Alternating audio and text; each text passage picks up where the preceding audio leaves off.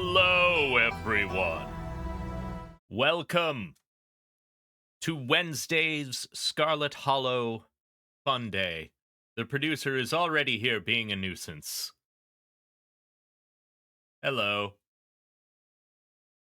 I want to know where Wayne got the bag, because he didn't have the bag on his head the first time we saw him, which I think is interesting.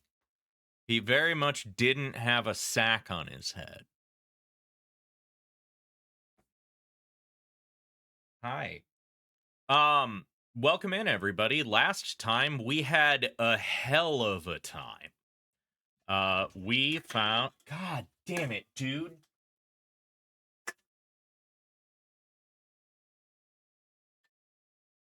Really being a nuisance today. Anyway. We were with our friend Reese. We were helping him with the fact that his mother was poisoning him. He turned into a thing. He killed and ate his mother and then ran away. Yeah, I knew that was coming. All right, buddy. Yep. These are from Annie Danny, not me. I want to be real clear about that.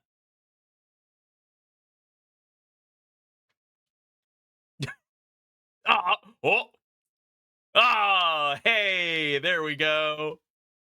He really nearly fucked that one.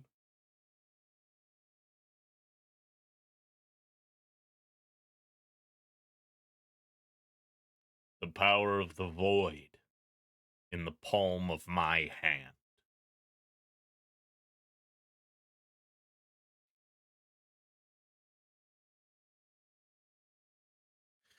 Yeah, anybody who says cats are graceful creatures has never owned a cat. They're the stupidest motherfuckers I have ever seen. Amazing. Anyway, Reese killed and ate his mom, and we left and had a bad time. Everything was really bad. Then we did the recap, and our friend Kanika has been redacted. We're beginning to get some deep suspicions about local friendly witch Sybil and what she might be up to and manipulating. We're getting some suspicions just about a lot of shit, you know? I'm gonna head on over to the game cam. Whoop.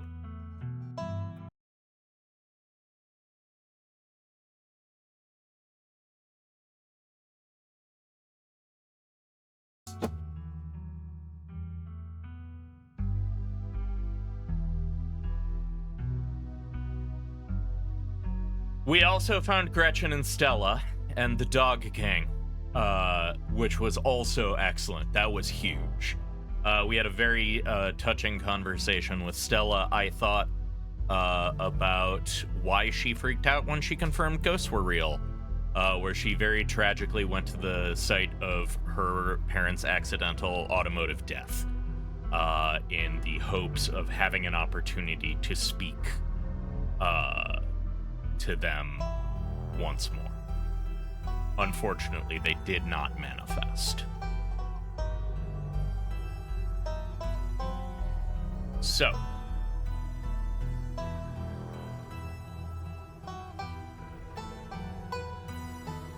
the producer is watching. He had to knock the shit that I had there over so that he could stand there. Fucking ass. Oh, now he's leaving. All right, anyway, oh. This Dustin?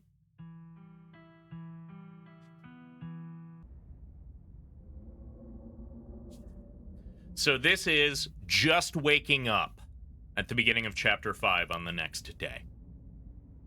This was the site that we're blearily waking to.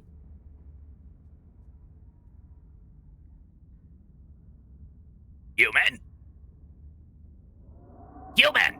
Wake up! You slowly come to, roused by the voice of your small opossum friend. You feel strangely cold and uncomfortable, your muscles stiff and achy, your head still cloudy with sleep. Your vision comes into focus. Yes! See? Human not dead.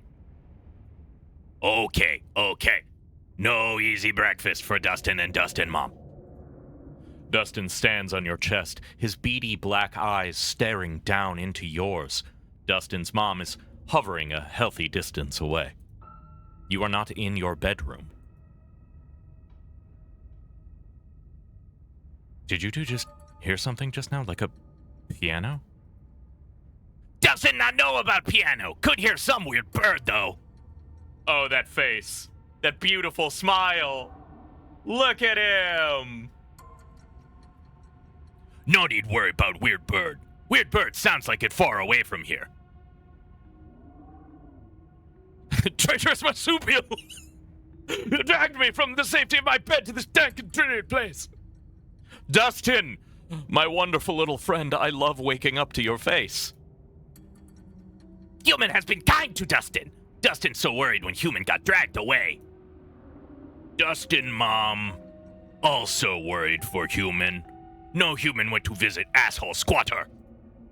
Okay that glass house still belongs to Squatter.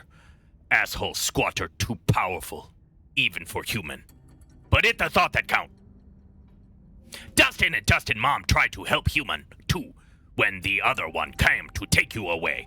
But scary Human not afraid of small creature like us. But Dustin watch over good Human all night. You stand, your legs still wobbly with sleep, the odd tilt of the floor adding to your unsteadiness. Are we in the Forbidden Wing? So this is the Forbidden Wing. And Wayne dragged you here in your sleep. Can you ever trust the safety of your bed again? There are 2 doors out of the barren room. One is a normal doorway leading into what you assume to be the hallway. The other is a door that must have once been hidden through the ruined state of the wallpaper has robbed it of its secrecy. I'm imagining that if you never open the dresser, you'd wake up to 2 possums screaming in your face and being very confused. I don't know. I think you have to actively be kind to them.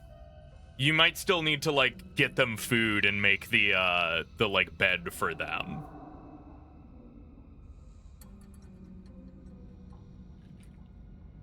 Rather than just straight ignoring them.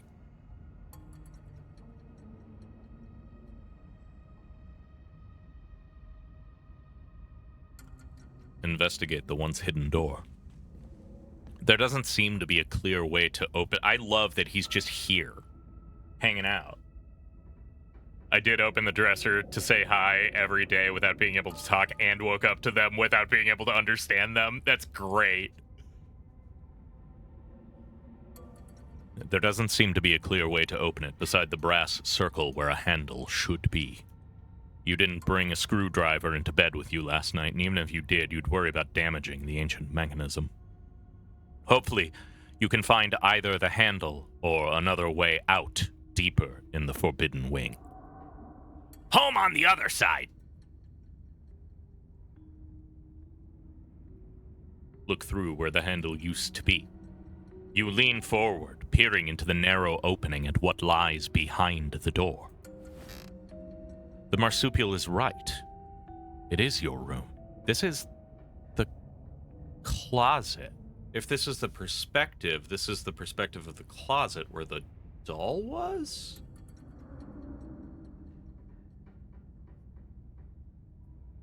Which means you'd be able to slip right back into the safety of the rest of the house if you could just manage to find the handle. You've always believed in working smarter, not harder. The estate is massive. There's got to be a better way out of the Forbidden Wing than this. I don't know if it lines up perfectly with the closet, though, if there was a hidden door that I just never clocked in the bedroom wall. And maybe while you're looking, you'll catch a lucky break and stumble across the key. Do either of you know how to get back to my room? Very Very easy. Holes everywhere in Dustin House. Just got to squeeze between wall. Wait, does this mean the doll was never haunted and someone was just fucking around in our room? Was Wayne just standing there watching us fucking sleep? Or some shit? That seems on brand for Wayne. Though I feel like Dustin would have told us that if he was doing shit like that. Human is too big to squeeze between walls, Dustin. Gotta find human-sized way. Go explore the Forbidden Wing. You cross the slanted room and exit into the hallway beyond. Before you is a long hallway. Dust dances in the weak sunlight, beaming in through cracked glass. A tinge of mildew stings your nose, warning you away, though there's nowhere else to run now. Dustin did say there was someone else in the house, didn't he? Yeah, and I think it was Wayne. I thought it implied that it was Wayne. I may have just assumed that, though. I don't remember. Scary Human was always watching. Yeah, something like that. Which feels very Wayne. Because I feel like Wayne said the same shit, basically. Just much more sinisterly and threatening.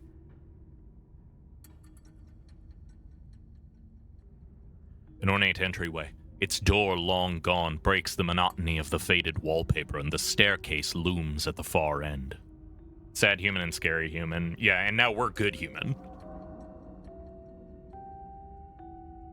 Investigate the ornate entryway. You make your way to the large set of double doors in the middle of the hallway. You can hear the light click of claws on hardwood as Dustin's mom toddles along a safe distance behind you. It seems like some kind of entertainment room, the sort you'd expect out of a fancy rich people who wanted to show off. It would feel elegant if not for the massive crack that runs the entire length of the floor. The air here stinks of mildew. You can see why Tabitha doesn't want you exploring these rooms. There is a large painting on the far wall of the room. From a distance, it looks like it might depict the town. Yeah, the church, the mine. Something else catches your eye too. A bookshelf. Or rather, what's left of a bookshelf, hanging by a single rusted hinge. Its sagging shelves reveal some sunless space beyond, once hidden, now exposed by the rot of this house. Little.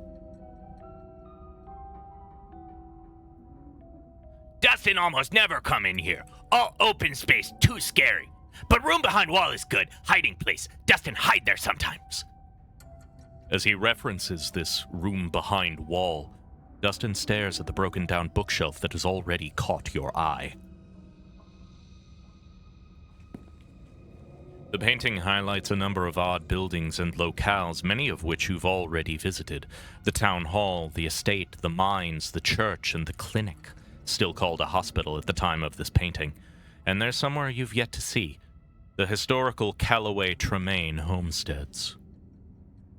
The faded bronze plaque beneath reads, "In commemoration of Enoch Scarlet, head of the Scarlet Hollow Landmark Revitalization Project.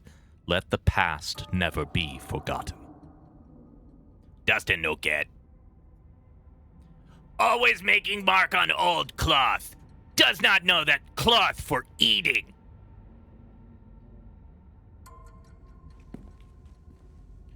You test each step as you make your way across the room, especially careful as you cross over to the ruined section of floor in front of the bookshelf.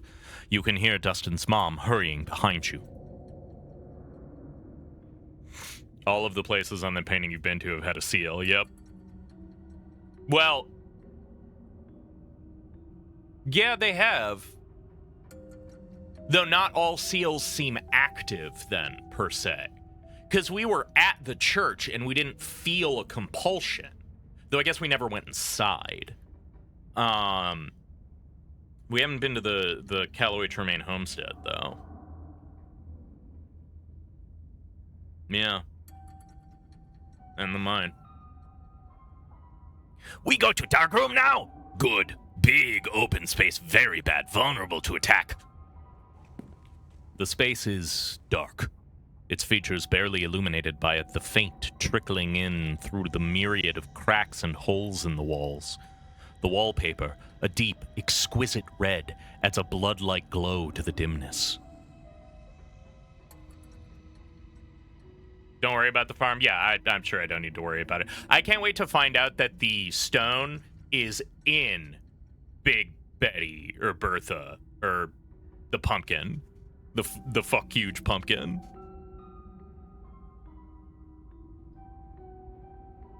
I wonder if there's different endings for activating or avoiding all this. I don't even know if you can avoid the seals. Like, I genuinely don't think it's possible. I don't see a route through the game. I don't think I could have stayed home instead of going to the mines.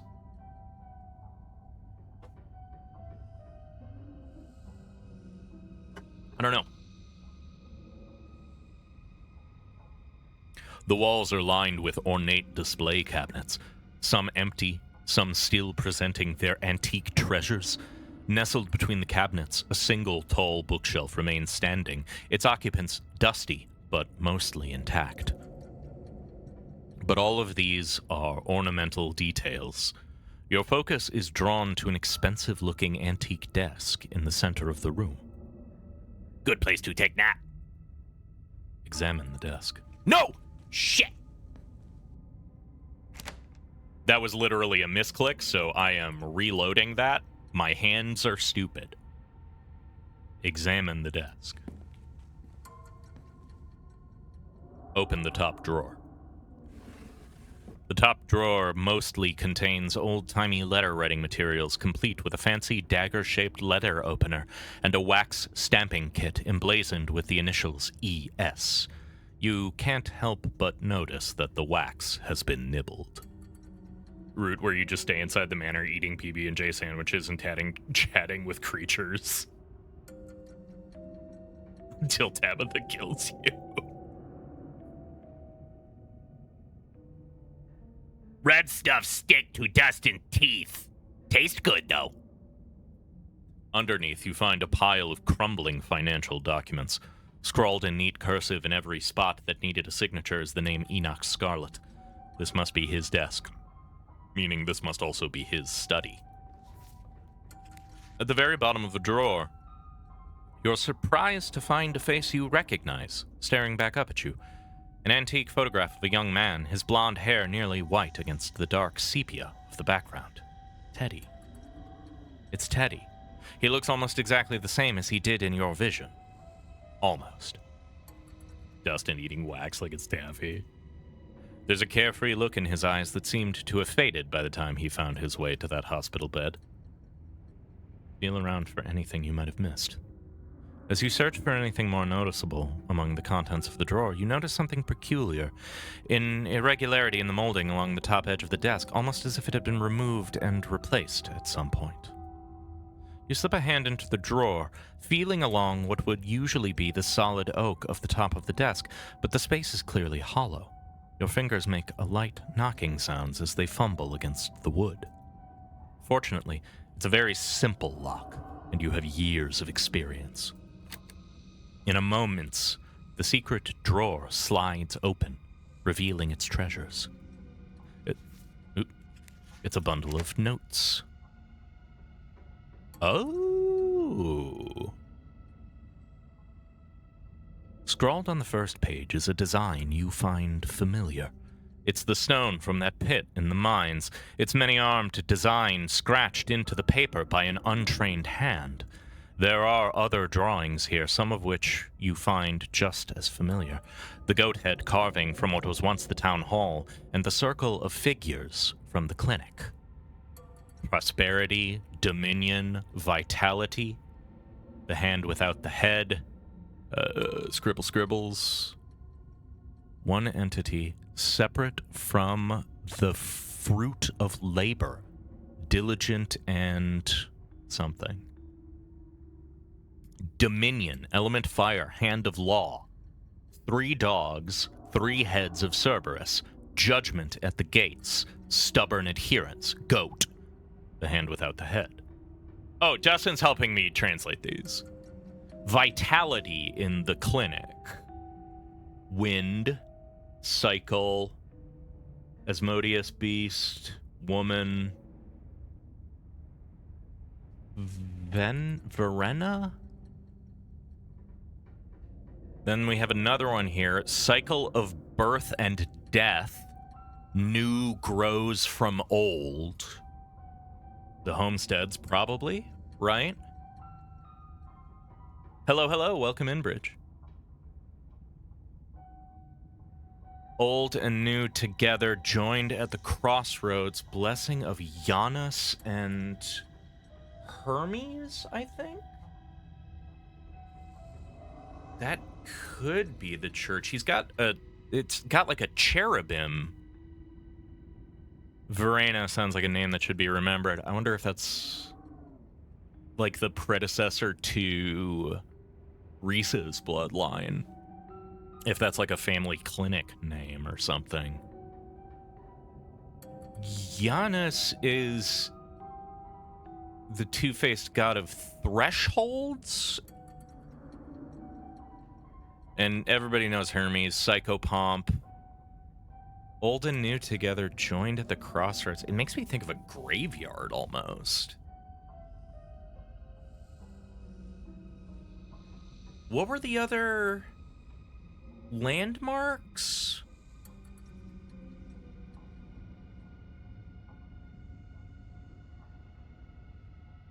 New growing from old sounds very ditchling. Yeah.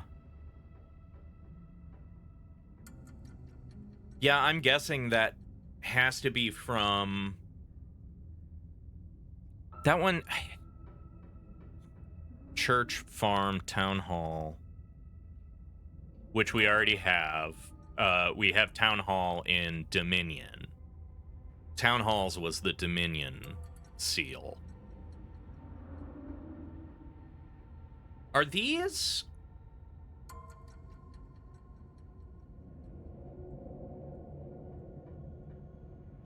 Are these virtues?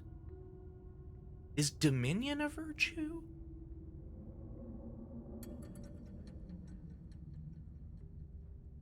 Prosperity, Dominion. I thought the library and the town hall were the same place.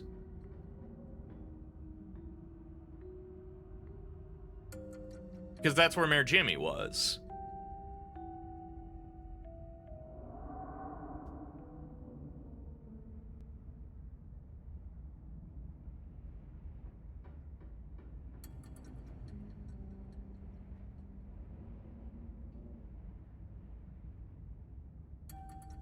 Prosperity, Dominion, and Vitality are triggering something in my brain, and I can't make the connection there.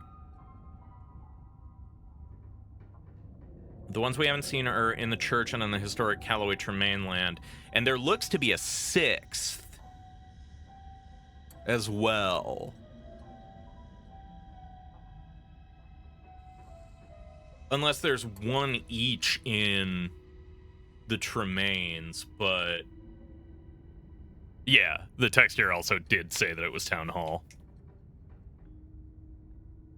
And the circle of figures from the clinic. Well, let's see if it advances and gives us more information, I guess, before we just sit here theorizing all day. Oh yeah, great. Bounty, Spirit, and Throne. Those are angels. Dominions and thrones are angels. Right? Spirit, gateways, door guardians, dog and horse, coins for Charon, blessings of Janus and Hermes, lamb, samsara fruit. Dominions and thrones are angels, yeah. Google only refers to Dominion Prosperity expansion for the card game.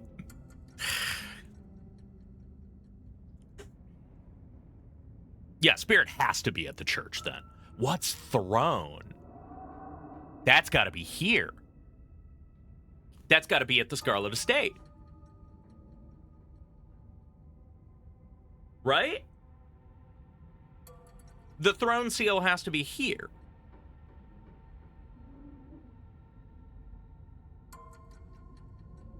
which means that these are being activated in an order, I think.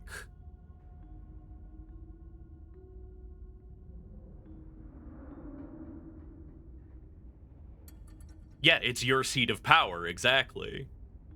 Who's sitting on top of the entire fucking town for centuries? The Scarlets. There are notes scrawled in the margins around the designs, most either illegible or written in some language you don't understand, though a few words stand out.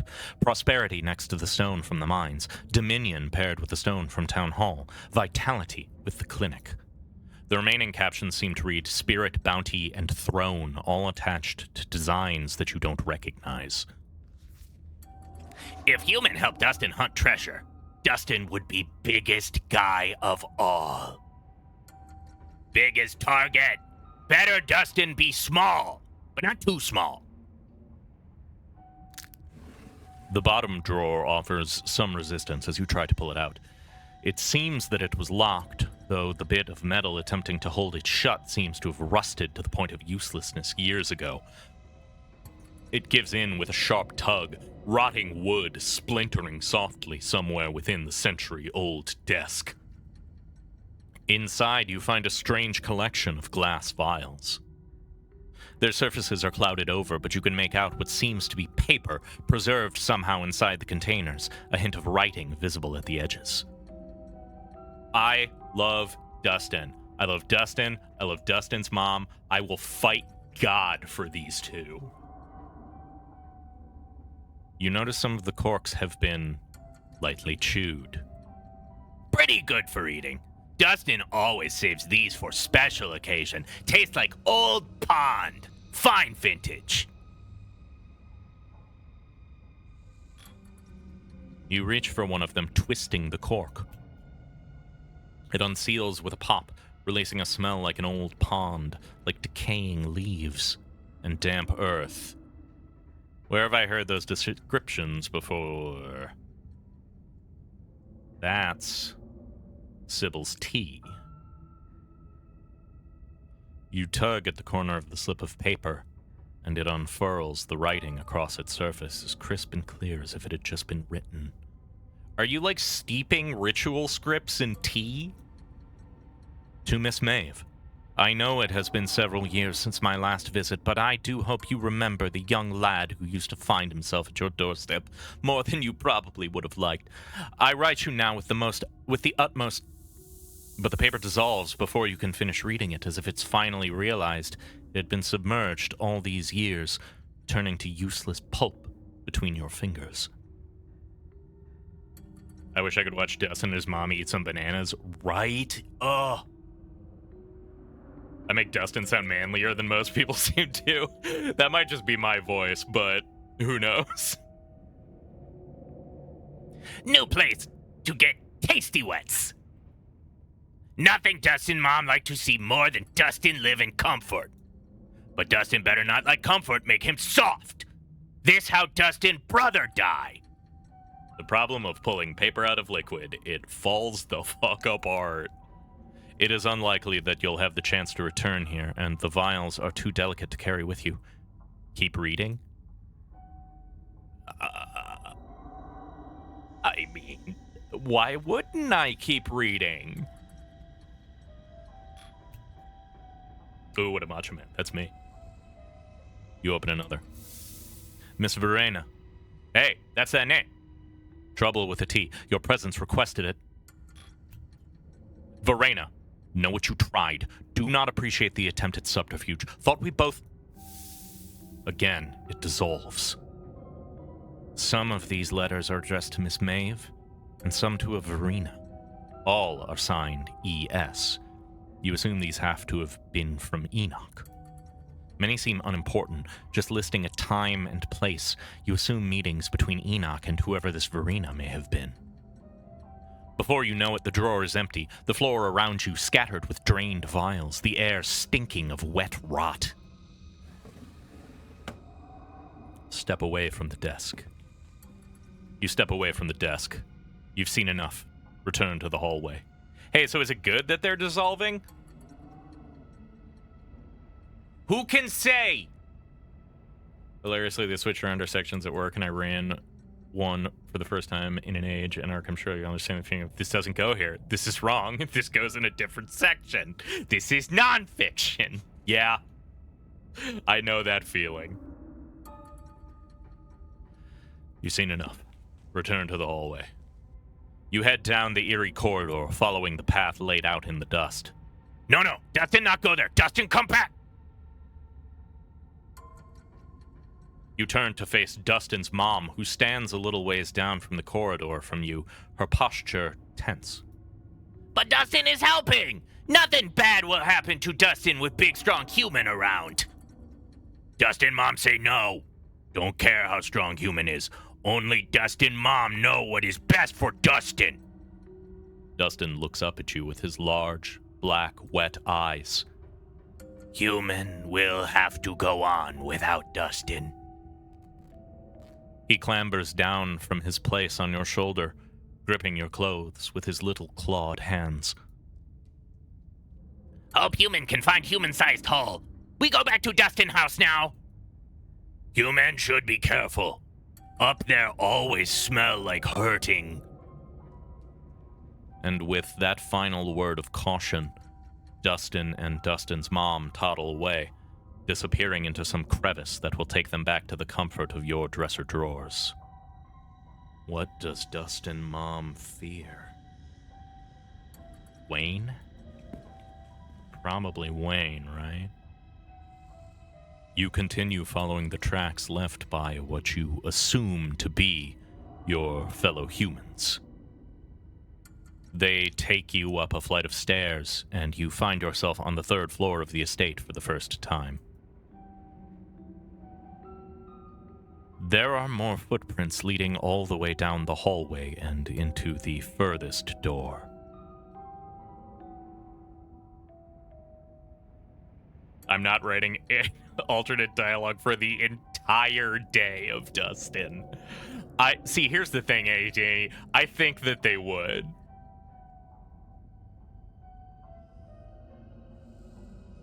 Get ready, Wayne spotters. It does kind of feel like that. Move the boxes from in front of the nearest door. The boxes slide out of the way with a bit of elbow grease. I'd have thought about Wayne while I was mowing yesterday. What if he's dead and possessing his own corpse? Ooh, maybe. That would explain kind of why he's sort of like rotting, right?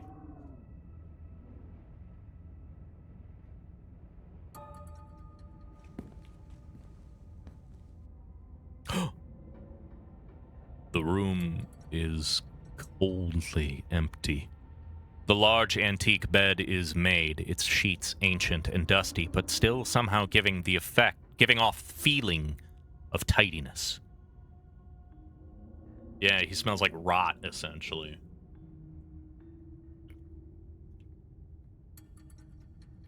Even with cobwebs stretched between each corner of its four-poster frame. You step towards the desk, its drawers practically overflowing with stationery.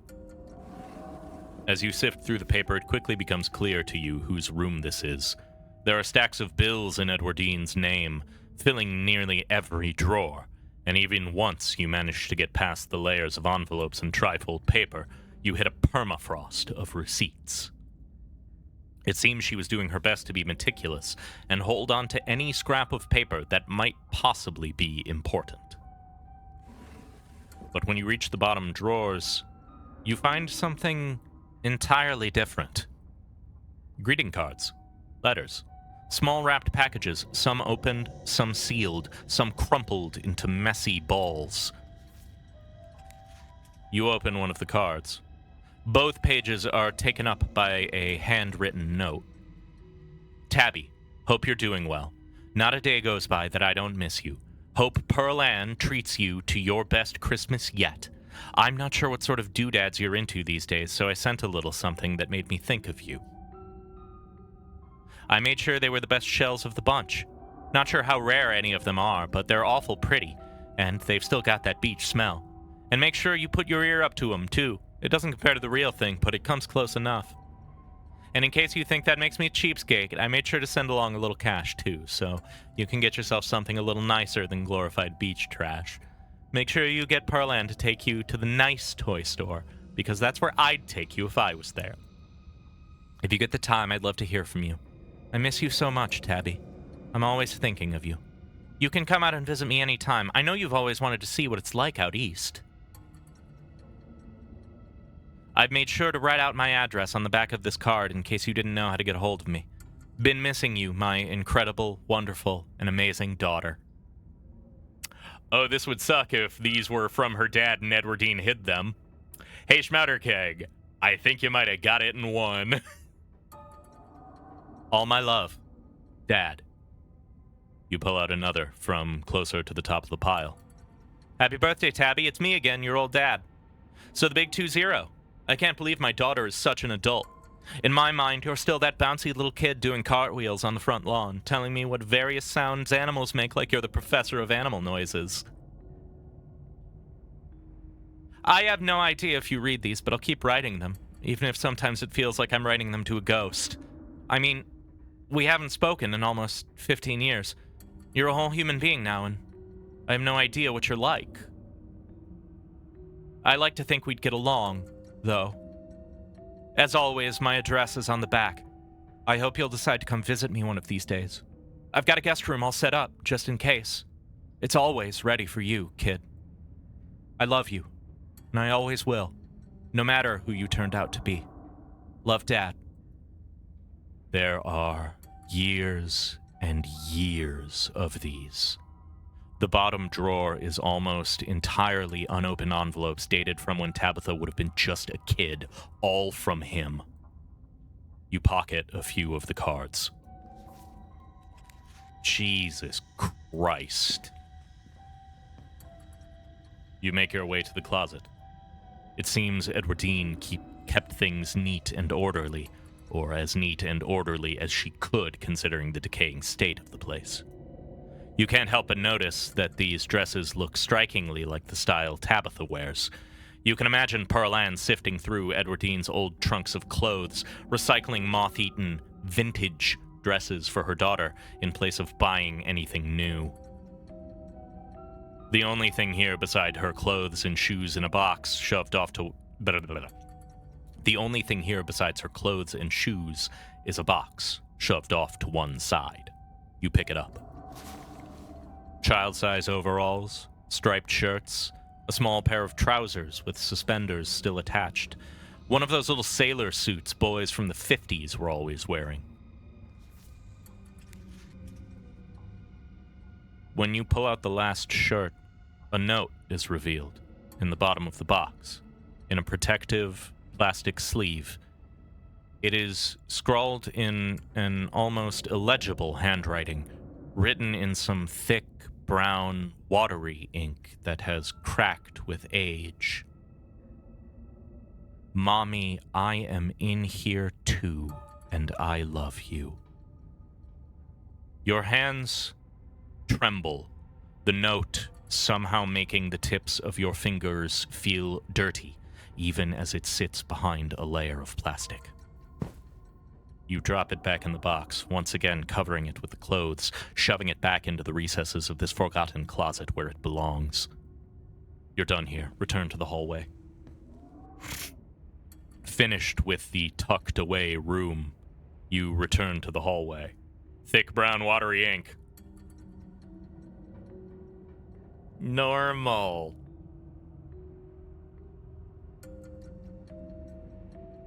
I don't think the Scarlet family was okay.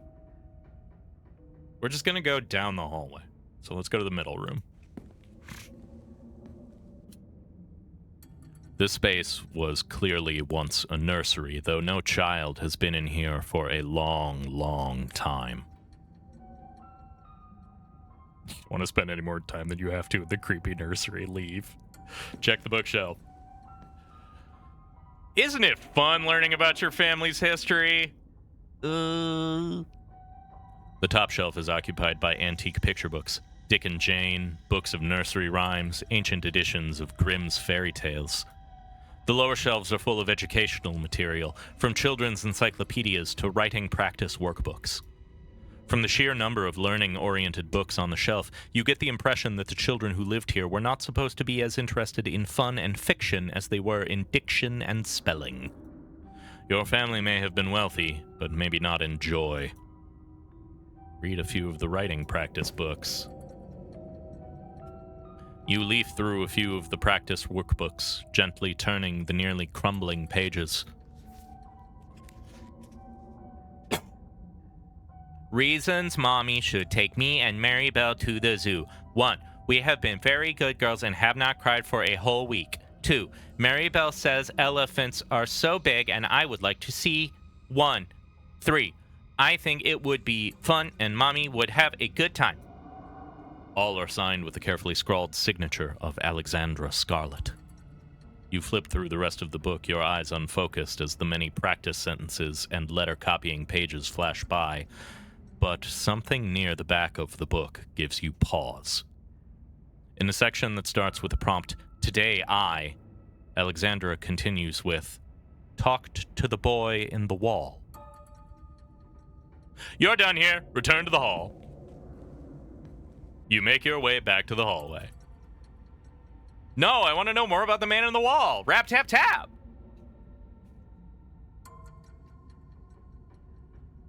Approach the window. You carefully approach the window at the far end of the hall. That sure is a cliff. There is nothing below the window but the tops of distant trees, the ground having crumbled away. The only thing stopping you from plummeting to your death is the straining foundation that still somehow holds this place together. At least for now. Follow the trail into the farthest room.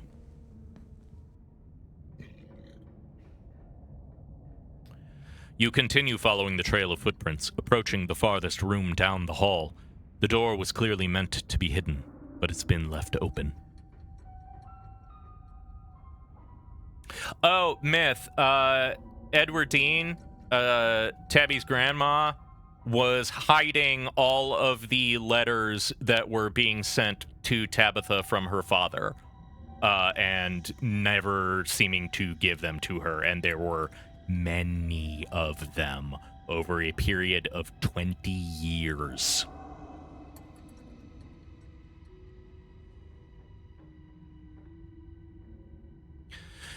You continue following the trail of hall, approaching the furthest room down the hall. The door was clearly meant to be hidden, but it's been left open. Someone left it open for you.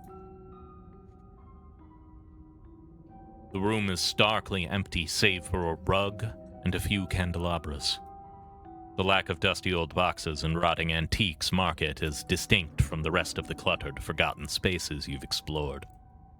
Continue through the far door. You continue forward to the door on the far end side of the room. Oh! You exit into a short hallway. There are stairs here, leading back down to the lower floors, but there is also another door.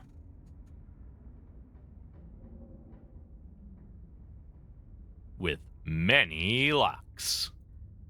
It is hanging ajar, the many locks and deadbolts along its edge glimmering in the weak morning light. The doorframe itself is gouged and splintered, evidence that some desperate creature tried to save itself from the room beyond time and time again. Enter.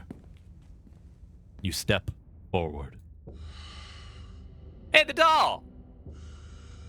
This was a prison cell.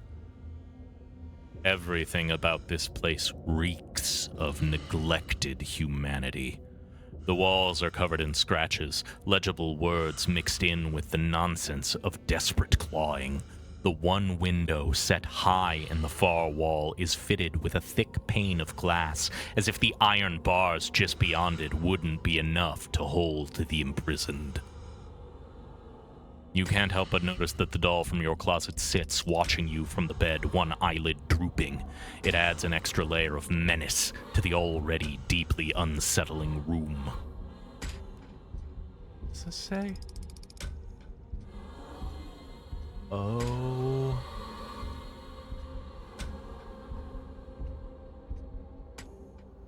Ova.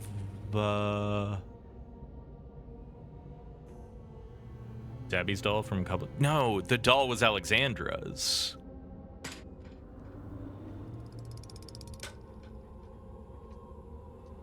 I still don't know the...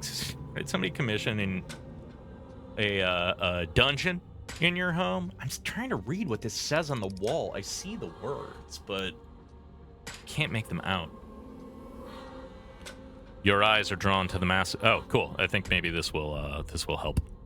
Your eyes are drawn to the massive almost letters dug as deep into the brick as this cell's prisoner could manage, highlighted with whatever pigments were available. And then one final detail grabs you, a metallic glint from the filthy, bare mattress, a doorknob. This is what you've been looking for. Was it left here for you? Obviously! Take the handle. Door's gonna slam behind us, right? Right?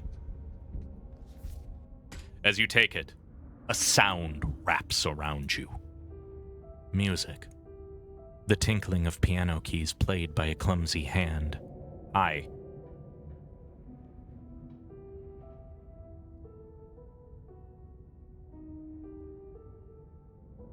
They echo up a narrow staircase at the end of a hall.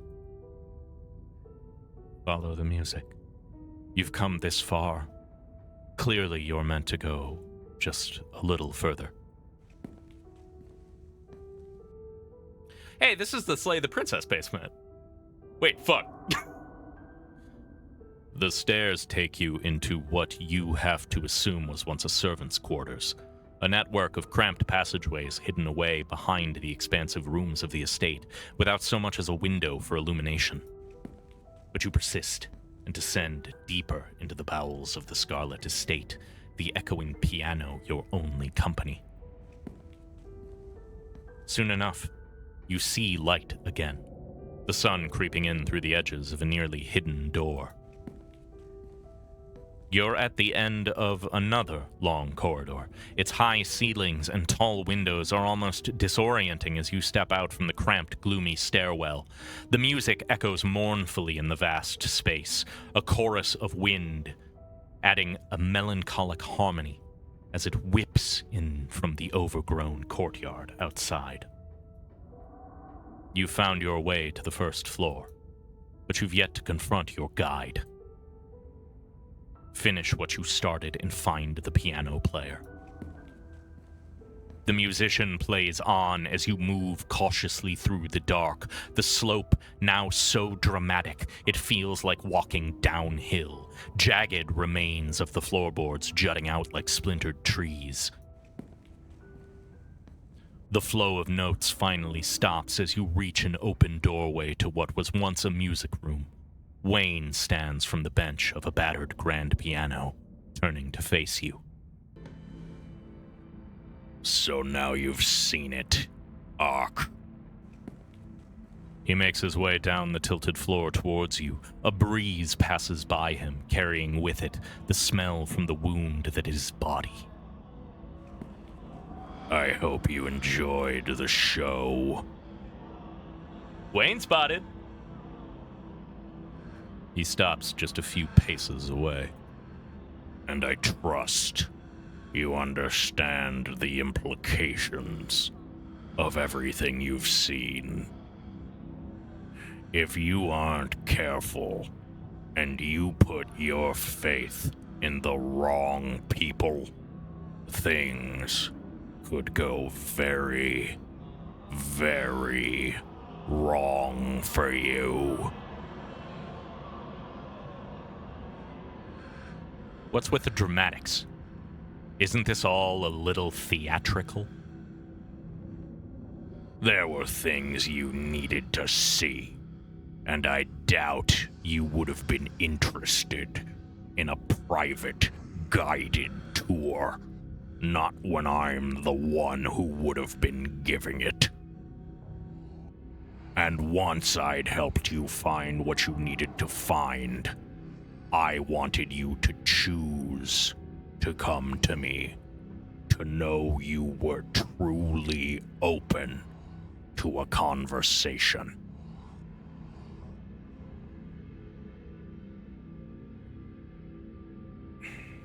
You're still not telling me everything, are you?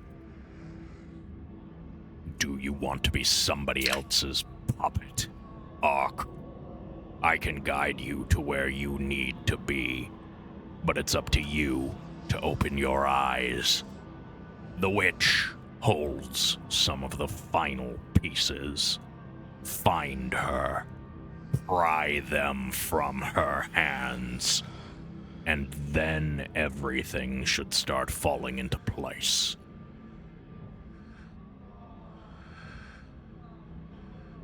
You have no idea who he could be talking about. Yes, I do! Unless you're already starting to forget about her.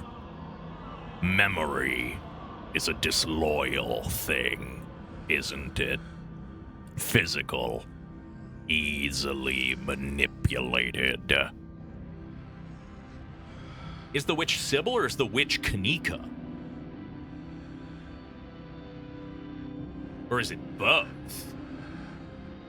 Are they both leaving? But something being missing from your head doesn't mean it's gone from the world. I think it's both. I think the witch is hereditary in a way. Not like biologically, but like it is a title passed down through apprenticeship or something of the like. Much like Mine Foreman is for the Scarlets, I think. There's two big pillar figurehead families, a witch and a Scarlet. The witch is the giant pumpkin! Fuck! It's cracked! But, that's my theory. I'm thinking that they both, are potentially being redacted. I don't know if he's referring to Kanika or Sybil or both. Either way, let's find out. Yeah, a lot of shit happened. We've explored the forbidden wing of the home. Our family sucks shit. Our family is just garbage. The Scarlet Witch. This is all a Marvel tie-in.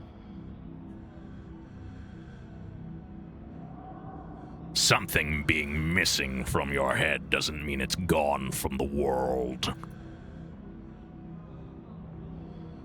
Remain silent. You say nothing. What was with the doll in that room? She liked it, so I liked it too. It was nice to see it again after so many years. Did you need to carry me off in my sleep? A moment of weakness. I was impatient. How did I not wake up? You've been a heavy sleeper lately. The town has been demanding so much of you. And I was gentle. Oh no, this is Wayne, I think.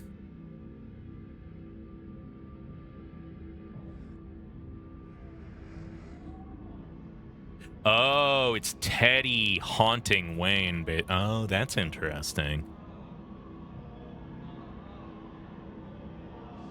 Or whoever was tied with Alexandra.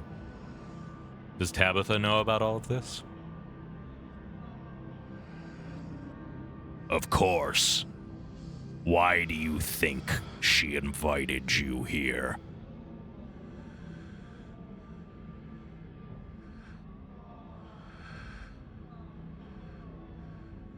She didn't know me then. It's different now. We've bonded. Do you think a flimsy bond formed over the course of a week will be enough to stop the generations of expectations and duty that have fallen on Tabitha's shoulders? do you want to bet your freedom on that pond? Tabitha will always be a Scarlet.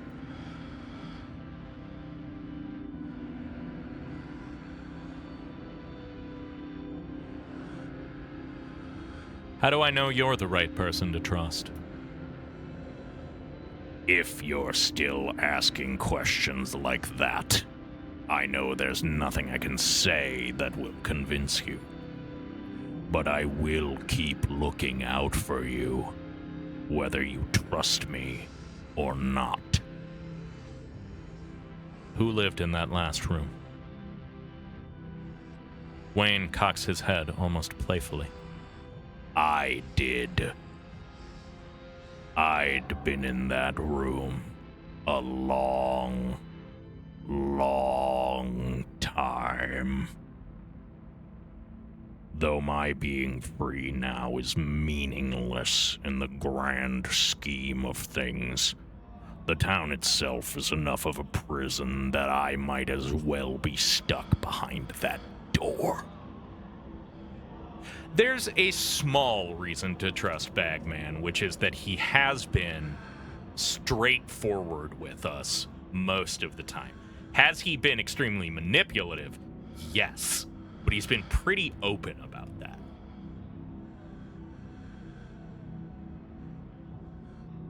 But at least I'm free enough to warn you. What do you mean the town is a prison? I can't leave.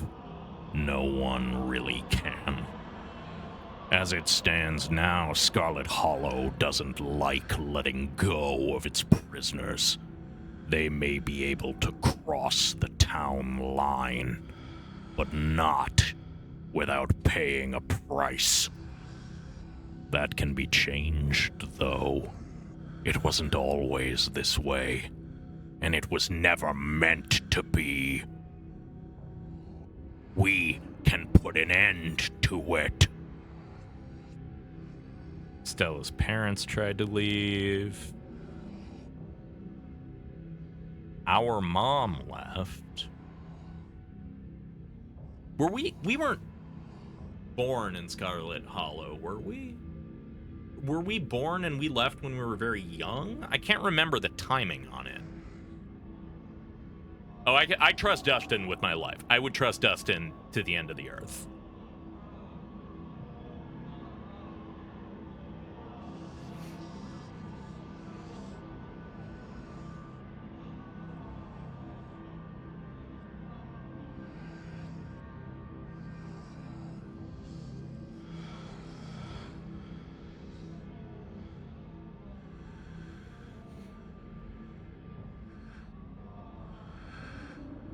Mom left while pregnant with us. Okay.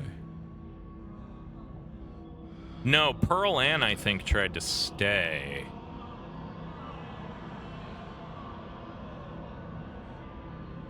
Because she became the mine foreman.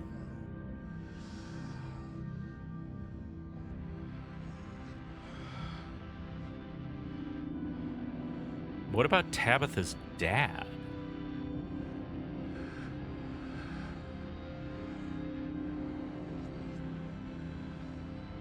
Wish I could read more of those letters and try to piece some context together.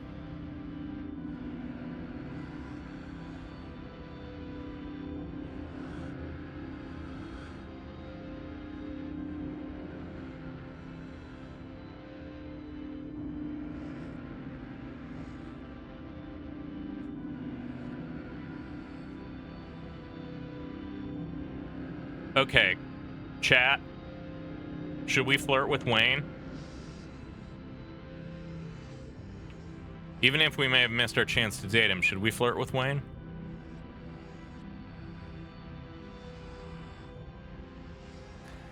I don't think, and to walk y'all through where I'm sitting with these ones. No, it's gross? Okay. No? Okay.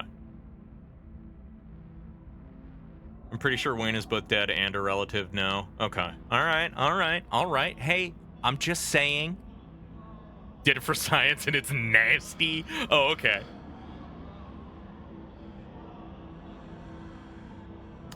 So, I don't think I disbelieve him. I'm definitely not with him all the way. I don't think I'm hostile enough to him to say that he deserves to be locked up.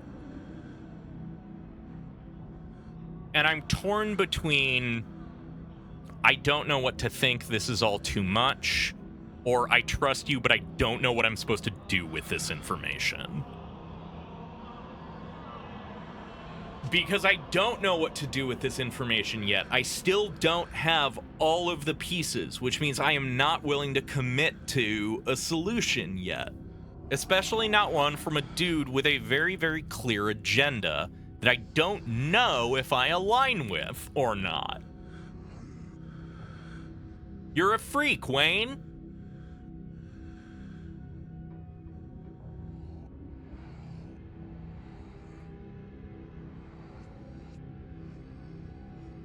I don't know what to think. This is all too much. I've been here for 4 fucking days. Yeah, that's kind of where I'm at, Myth. I'm kind of in the waffling space where it's not that I trust him, but I am not hostile to him. I am willing to admit his odds of winning are 63 and a third percent, repeating, of course. I'm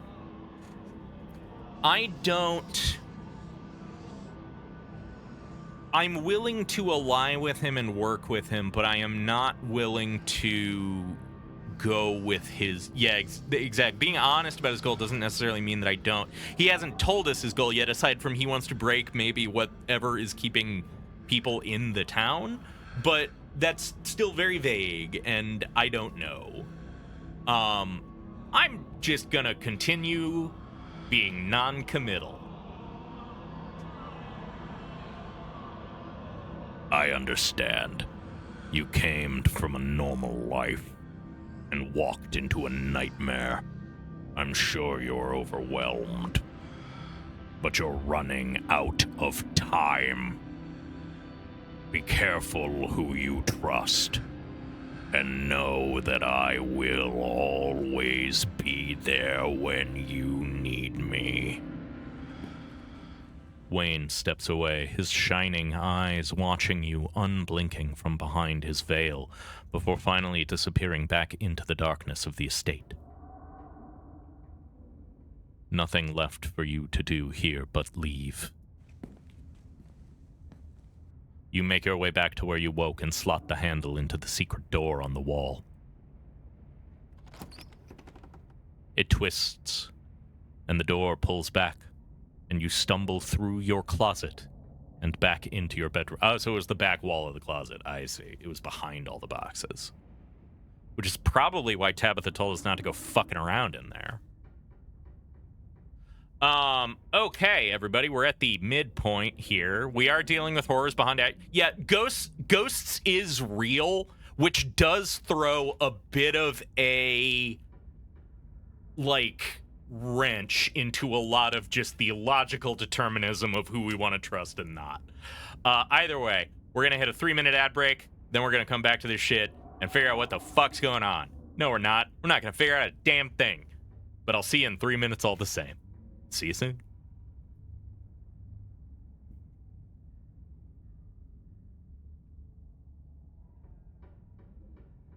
Yeah, Ghosts is real. Like, that's a problem.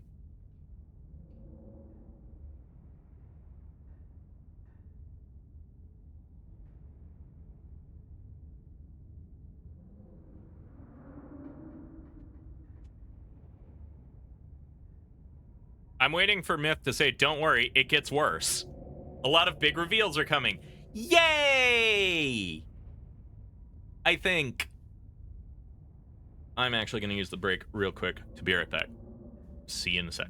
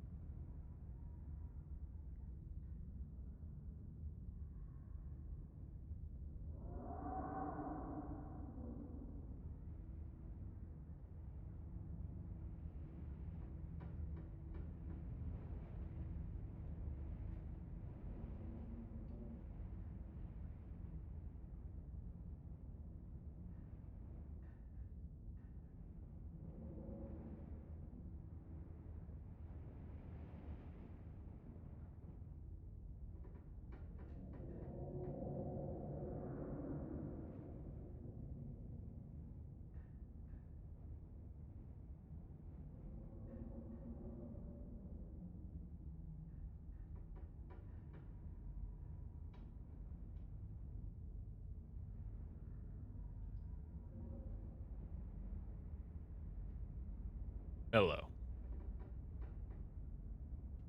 Ghost is real and they hate us. Reese is a demon and I think he does not hate us. Sybil is a witch and we don't really know how she feels about us.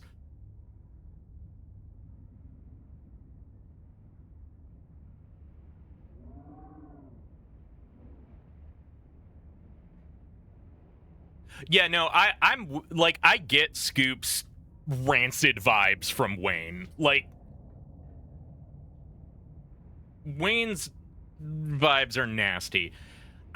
A lot of people seem very justifiably angry, but having very negative, like, ramifications of that. See the ghost in the town hall, where, yeah, I can understand being pissed off about murder. You can't steal our fucking life force, you ass. That is a disproportionate and unreasonable reaction to a very reasonable fury.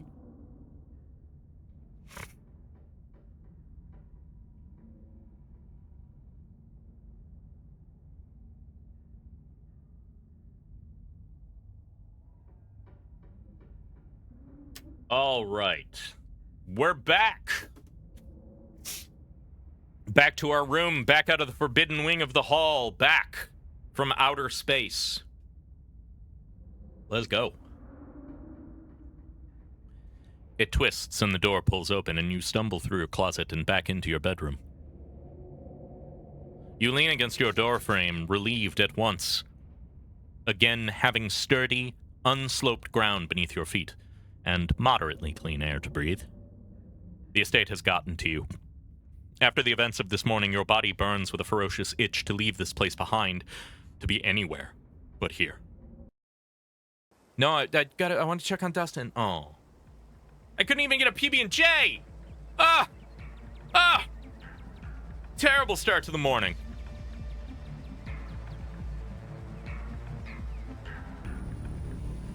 Yeah, Annie Danny, your ex was a psycho. And I think she was a big part of that.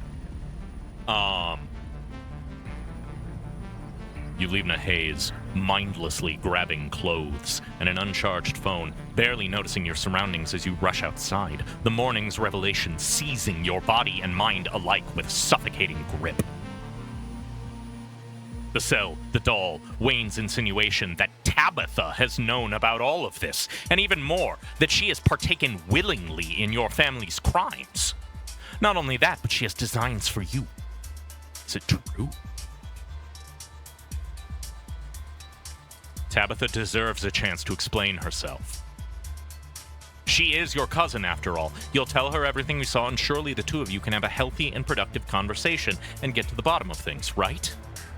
This music is why I'm suddenly very frantic in this reading.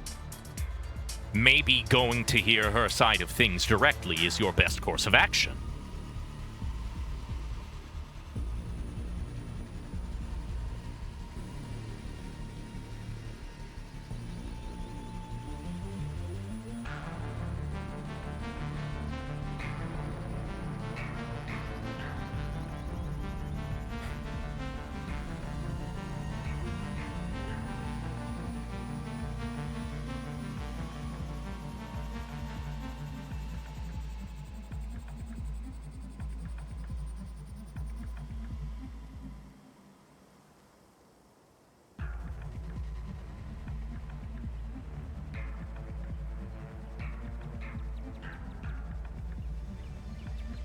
Let's talk about this. Let's talk about using I statements. I'll start. I would not like to be sacrificed.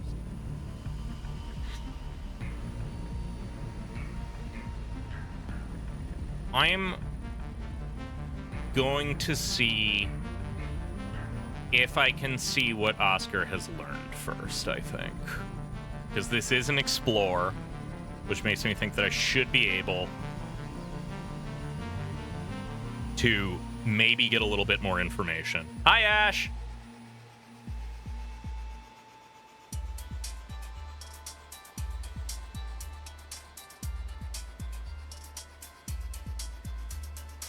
Might want to save checking on Tabitha for last when you get picked where to go. Whoop!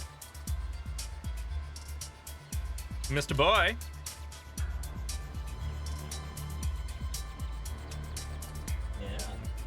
These are from Bridge by way of Ash, or Ash by way of Bridge.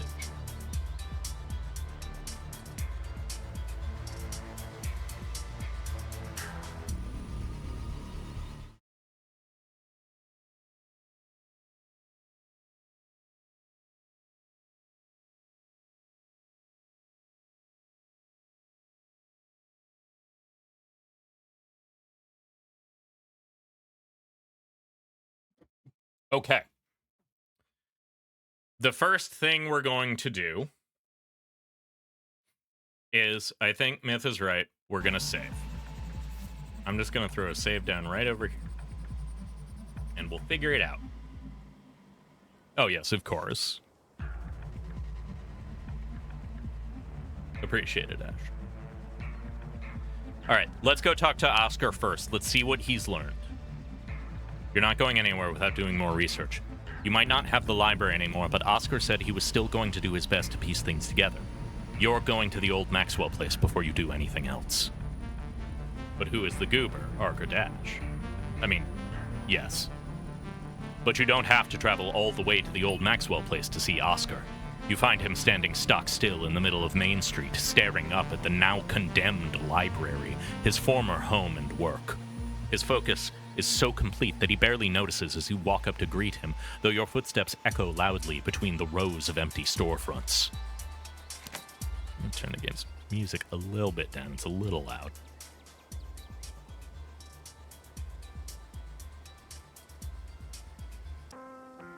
This is the look of a man determined to do something. Oh, Ark. Oscar, you're not thinking of going in there, are you? We both know that that would be horribly dangerous. Irresponsible. Though, what if I was? Oscar lets the question hang in the air. His gaze is still fixed on the building as it looms over the both of you, his polite grin fading the longer his eyes linger. You have a fucking daughter!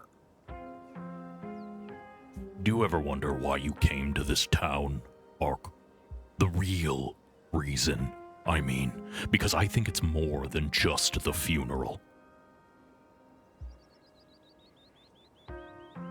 Say nothing and let him continue. You never knew Pearl Ann Scarlet, so why come to pay your respects? And you didn't know Tabitha, so it's not like you being here should mean anything to her. I don't have an actual reason to be here either. It was family for a while, then the library. But it was all just treading water, passing the years, until Rosa was ready to leave. Welcome back, Foxing. And yeah, this town just destroys people, Bridge. Maybe I made a difference in some kids' lives along the way, maybe I didn't. It's easy to say your life has purpose if you pretend it does. But it's hard to keep pretending when the place you poured all that purpose into disappears overnight. And for what? Some residual, stale anger directed at people who did nothing to deserve it? I believe in fate, Ark. I can't bring myself to accept that what's happened to us is just the product of chance. But that begs the question. Town's haunted. It's complicated. Town might be cursed by our bloodline. We are trying to find the answers to that. What is Scarlet Hollow? Look, Oscar, there's more going on right now than just losing the library. Tell him everything. Yeah, ghosts is real. We've confirmed that. We're like actually haunted. I don't really see a reason to hide any of this. None of this incriminates me or Tabitha in any meaningful way.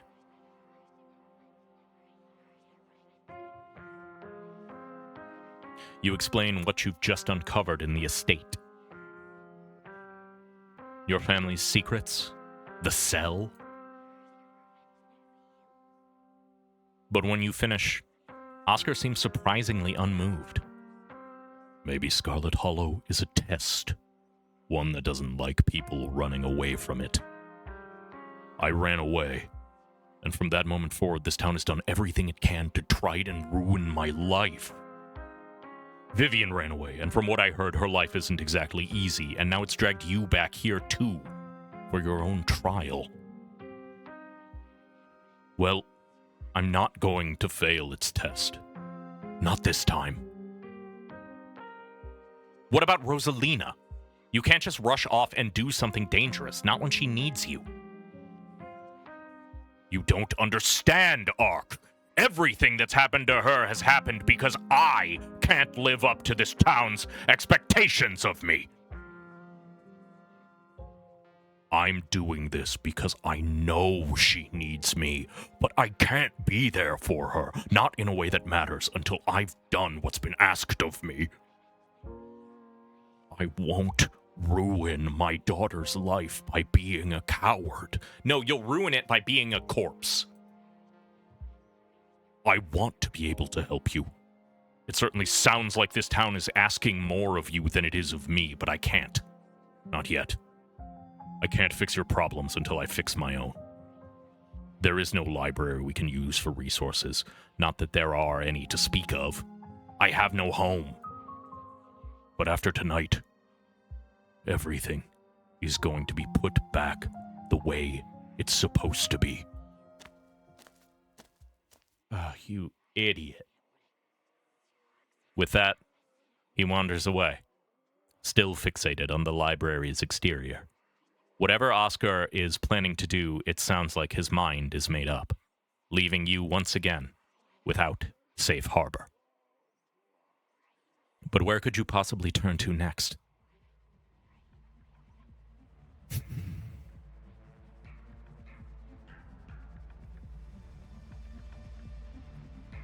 I'm going to save, because I want to say I'm going to someone I can trust, because I want to see if this brings up a sub-menu, and I want to see what my options are. I'm going to someone I can trust. That's right. If you manage to throw yourself into the arms of someone you can actually trust, maybe they can help you. Maybe you don't have to deal with this alone. Can you trust anyone?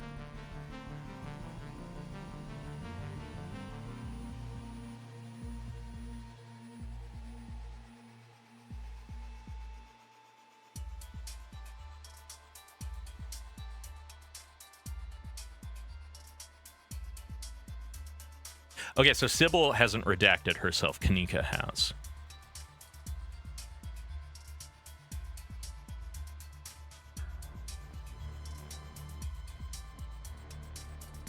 I find it fascinating that Bo is an option here. So, I'm kind of with Scoop in that I genuinely think we can trust Stella, not to be competent, but to be trustworthy. And do we want that ally? Because there is also involving people that we care about would put them in danger here. This is very, very cursed.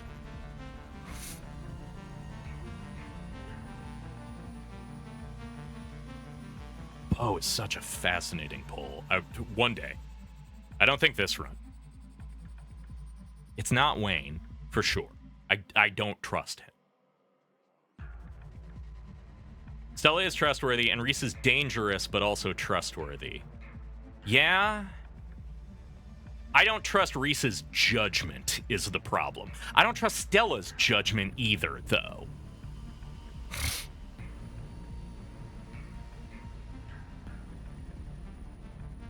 Stella is not afraid of being in danger. That is true. And we need allies, I think.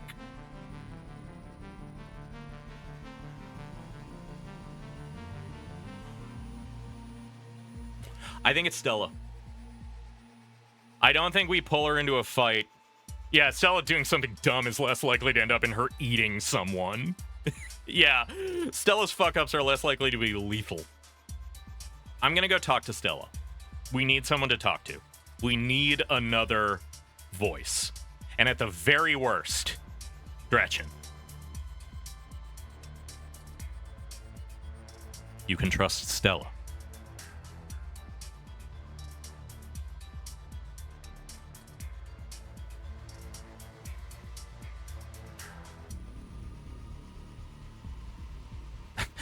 know if I actually even need to justify any of this, but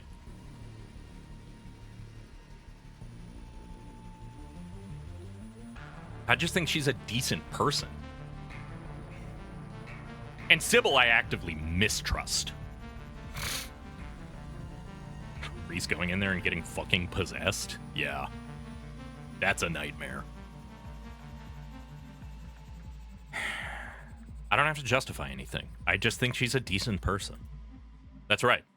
You don't have to justify anything, least of all not to yourself. The only thing that matters is that you've chosen to trust the YouTuber. Run to Stella. There must be somebody else. Go to her house.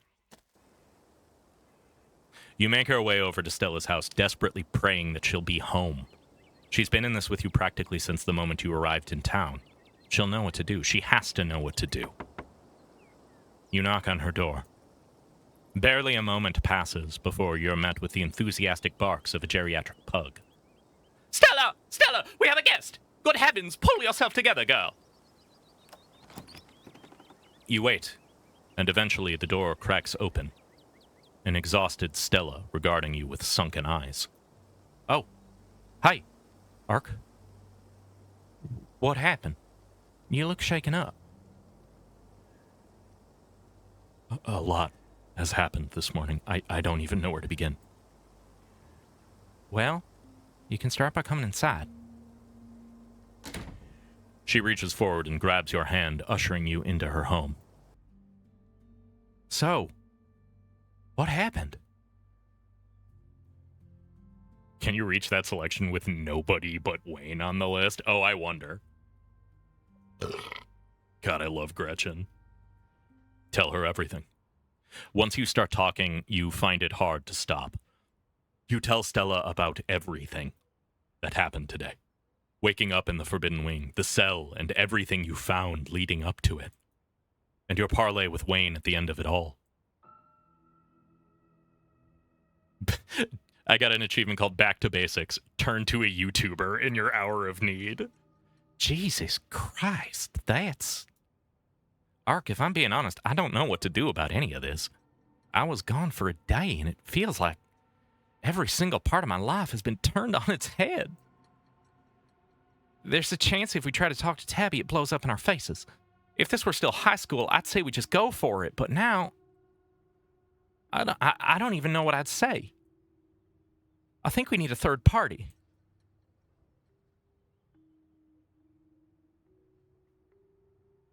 Wayne told me I should find the witch.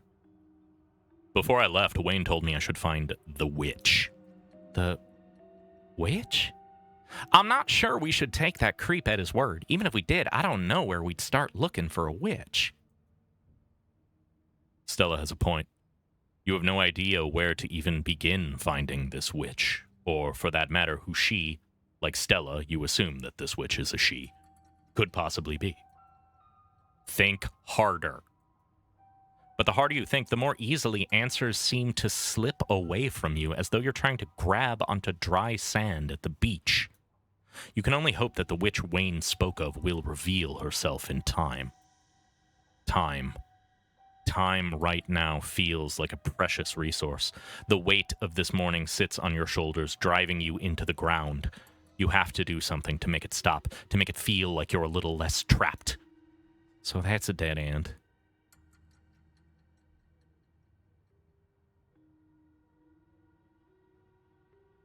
I don't know. Do you have any ideas? Yeah. Hard to come up with people, right? Stella stopped mid-sentence, struck by a realization that spreads across her face. Sybil's always been helpful. Maybe she'll know what to do. Maybe we just need to sit down, have some tea, and talk everything out with her. I'm sure some fresh air wouldn't hurt either. You lead the way, Gretchen clutched tightly in her arms as the three of you leave her house in search of Sybil. But there is no general store. There's a building where the general store used to be, but it's clearly been abandoned for years, its edifice bricked up with weeds growing between the cracks. A quick glance up and down the street reveals that no mistake has been made. There's no secret hidden general store anywhere in sight. This should be it. Yet it's definitely not. Huh? What were we doing here? We were looking for Sybil, right? Why would she be here? She's usually at... Sorry. We've had a long morning. I'm drawing a blank, but it's not here. Hey! It's Miles, one of Scarlet Hollow's resident youths. Oh, hi, Miles. What are you doing here? Just looking for Sybil. What are you doing here? Aren't you supposed to be chasing the Loch Ness Monster?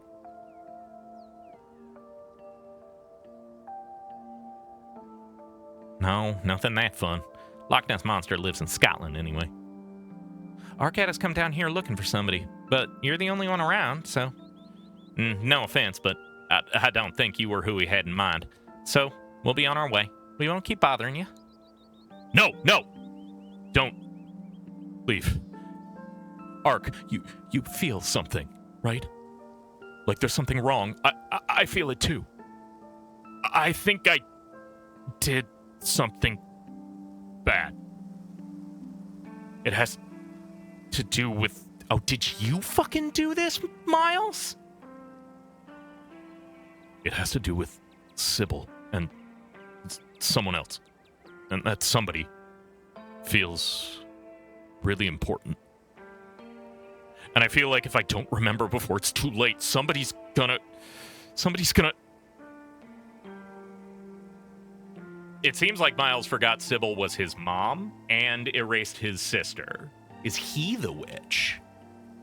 That's interesting. Never mind. This was stupid.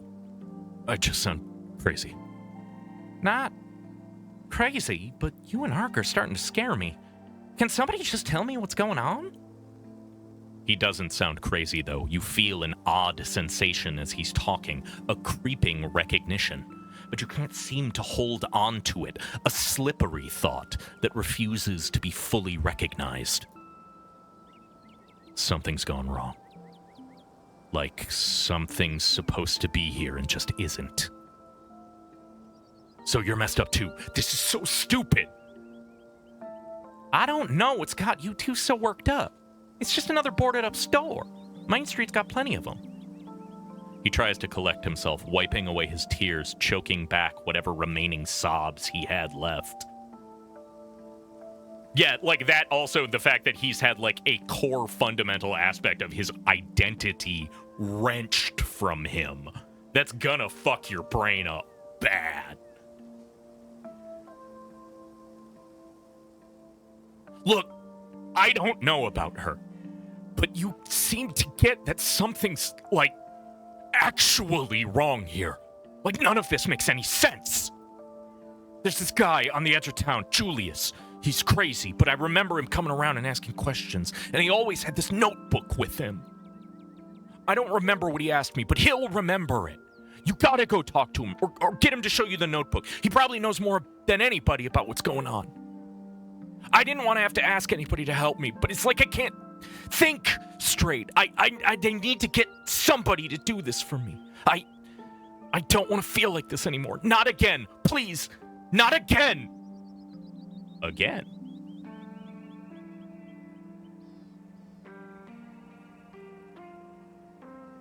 Again?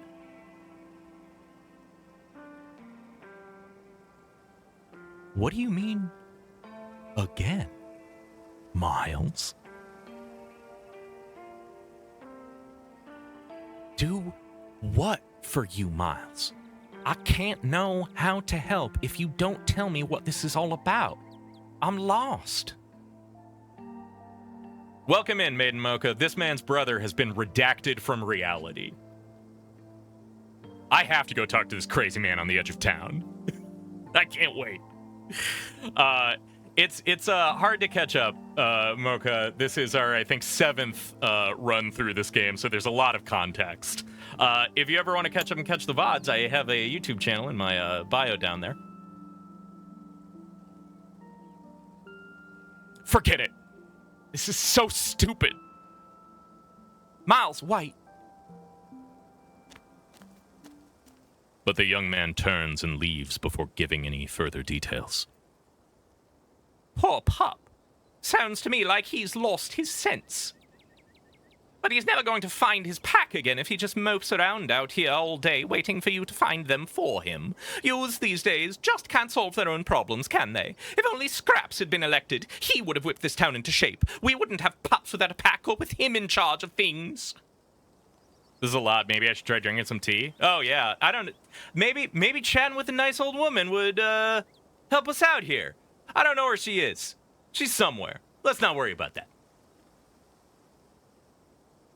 Seriously, what the hell is going on around here? Why isn't anybody talking normally? It's like everybody is going insane. Unless I'm going insane.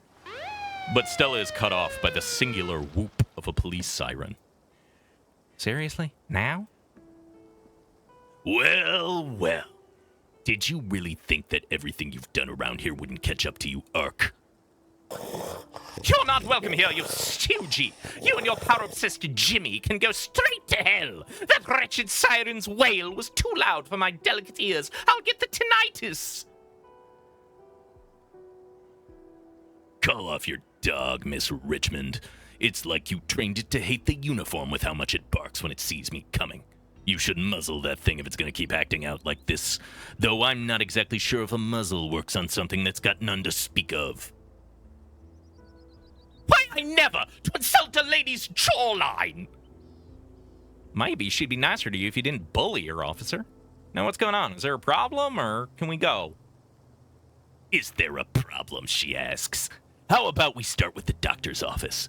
It was a real mess when I showed up today, but it's hard to tell exactly what happened when we've got no bodies to identify. Thank you. Thank you, Kaj. I appreciate this terrible cop voice. Oh, no. We might not know for sure whether you're the one who started the gas leak, but all of us agree that you're the likeliest of anyone in the town, considering we don't know you. Plus, you've been acting weird all week, and those odd behaviors just so happen to coincide with things getting strange around town. Call it a hunch. So, Ark, you have the right to remain silent. I don't care who you're related to. Justice will be served, and I will be getting to the bottom of things. Okay, I get it. You think Ark is some sort of criminal mastermind. But I've been with him almost all week, so I guess he'll have to arrest me too, won't you, officer? Haunted library and a dead doctor? Oh, yeah. We got a haunted library and a dead doctor. We're doing good. Well, missing doctor. Oh, yeah, that's right. We said it was a gas leak. I've only got 7 minutes to play with you.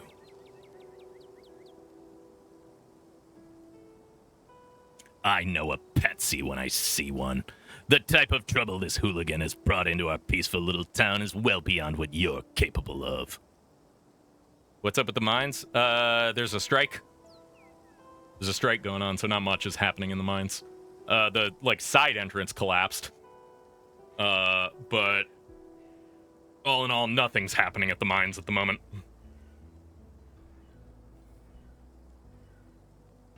Hey, I'm not a patsy. I make my own decisions all the time. I am always, breaking into places and doing all kinds of unlawful things. Victimless crimes. And they help put Scarlet Hollow on the map, what with your fans and all that. I'd never get in the way of bringing in tourists. But I hate to see an innocent girl get corrupted by outside influence from an unlawful hellhole like the Bay. I just hope I'm not already too late to save you from falling into a life of crime. Hey, that's not fair. Ark isn't... No, you're right. Thank you for saving me from a life of drugs and murder. Don't mention it, ma'am. I'm just doing my job. Ark, just sit tight. I'm gonna go get help, okay?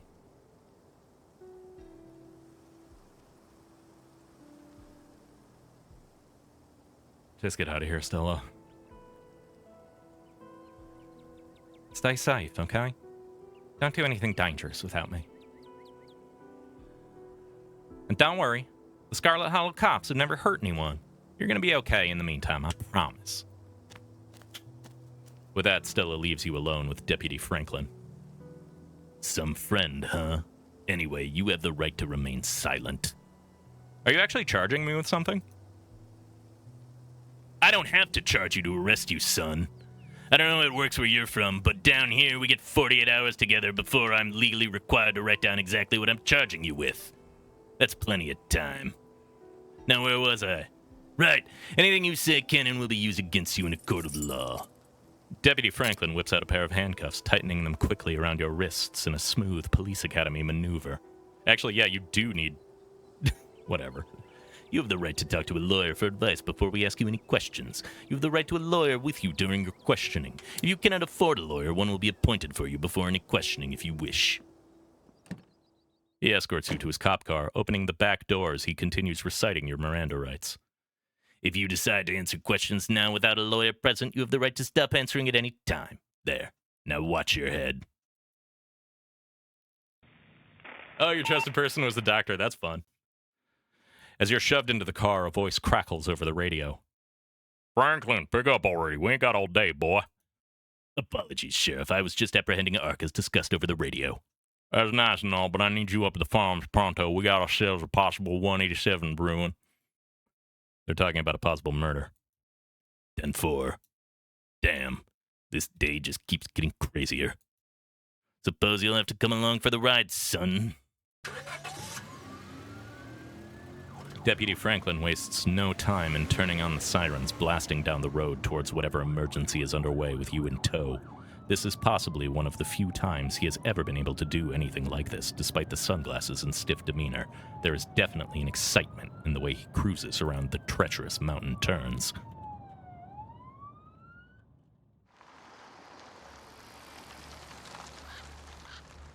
As the car pulls up to the farms, you feel it again. A tingling at the back of your skull, in urgency. Almost like a hand pressing you gently forward with the threat that it might become more forceful if you don't comply. Like so much crying that can only stop if you tend to it. There is another stone here, and it is refusing to let you ignore it. Deputy Franklin gets out of the car, leaving you in the back as he joins the assembled crowd. All right, Sheriff, what's the situation? Bo got tired of waiting for you all to come do your job, so he just took it upon himself to go investigate the Tremaine household, and he ain't come back out, and it's been hours. Irma, I'll do the honors of briefing the officer on our current situation. You can go back to the house, and I'll handle it from here. But don't y'all know his traps? But y'all don't know about his traps and whatnot. Duke was always saying not to go in there on account of the Tremaine insanity. It's all right, ma'am. We're the police. Facing dangerous situations is our job. The woman, who you take to be Beau's mom, reluctantly returns to the porch of her house, watching the other buildings intently as the officers talk among themselves. So I could presumably have come here and found out all of this before the cops, if I'd picked Beau as my trusted person, probably.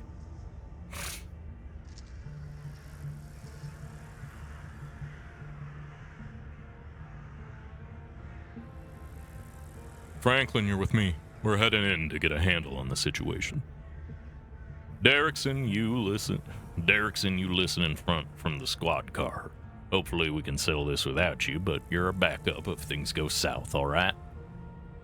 Yes, sir. Think there's any hope for the hostage? Been awful quiet. If you ask me, I don't suspect there is a hostage, not anymore. We'll more likely be calling in a hearse once this is all settled. Wow, you cops suck shit. So, par for the course for cops. With the tip of his hat, Hugby signals to Franklin, and the two make their way up the hill toward the old farmhouse. Hey there, Ark. Sorry you had to come along for the ride. We'll have you back at the station soon enough. Sounds like this won't take too long to settle. In the meantime, I'll keep you company. The thing calling out to you is starting to lose patience. You need to find a way out of here before it gets angry.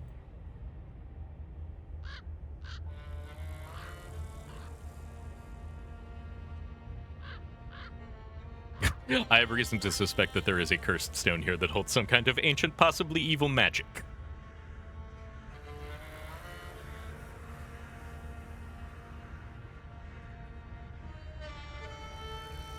Could you let me go, please? I haven't done anything wrong. Oh, I'm sure you haven't. But that's why we're going to bring you in to answer a few questions, so we can prove as much. And if we see that you really aren't a threat to the town, then we'll let you go, and that'll be that.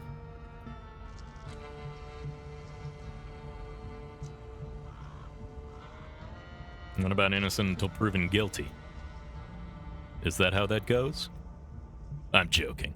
But of course, there's no way to know if you're innocent unless we ask you questions like you're guilty. Just basic police work.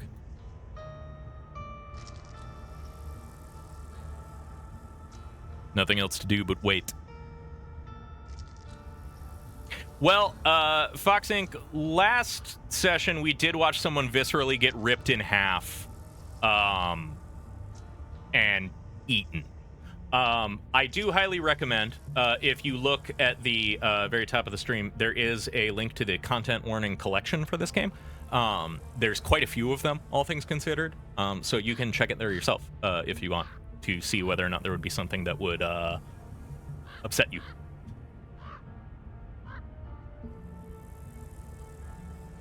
There is a sound coming from the house on the hill, shouting, angry and panicked. A frantic voice crackles over the radio. Derrickson, come in! The sheriff is down! Those damn traps! Irma wasn't kidding! Keep it together, Franklin. Is he breathing? And what's the status on Tremaine and Calloway? Something in the basement. Going down now. You hear an ungodly noise over the radio, a gunshot, and then static. Franklin, report! But there is only silence. Damn it, Franklin. Deputy Derrickson gets out of the car. Not squeamish, just curious. Oh, yeah, that's fair. That's a good way to determine what you might run into then, though, all the same. Deputy Franklin, oh no, anyway.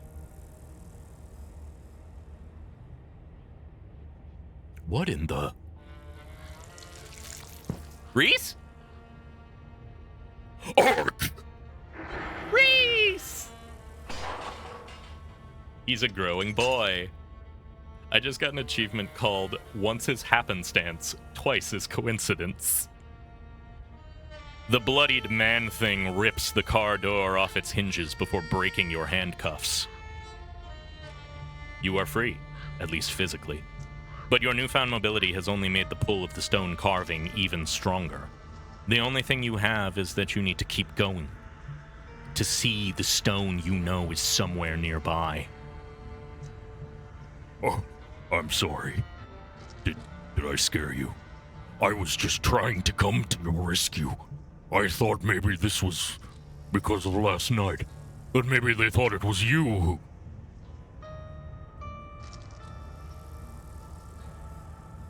I have to get to the farmhouse. Stone in there. Stone. Like in the...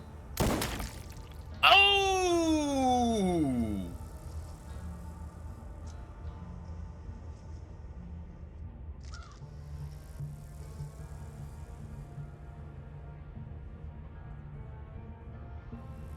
Reese's face erupts. The shot echoes out from across the fields, from the direction of the farmhouse where you can make out Irma's half-muttered cries. Good Lord! I knew them things from the woods were gonna come for people sooner or later! Deputy! Deputy, can you hear me? He can't. You step over the man's headless body, ignoring Reese as he scampers back. Oh, he's alive!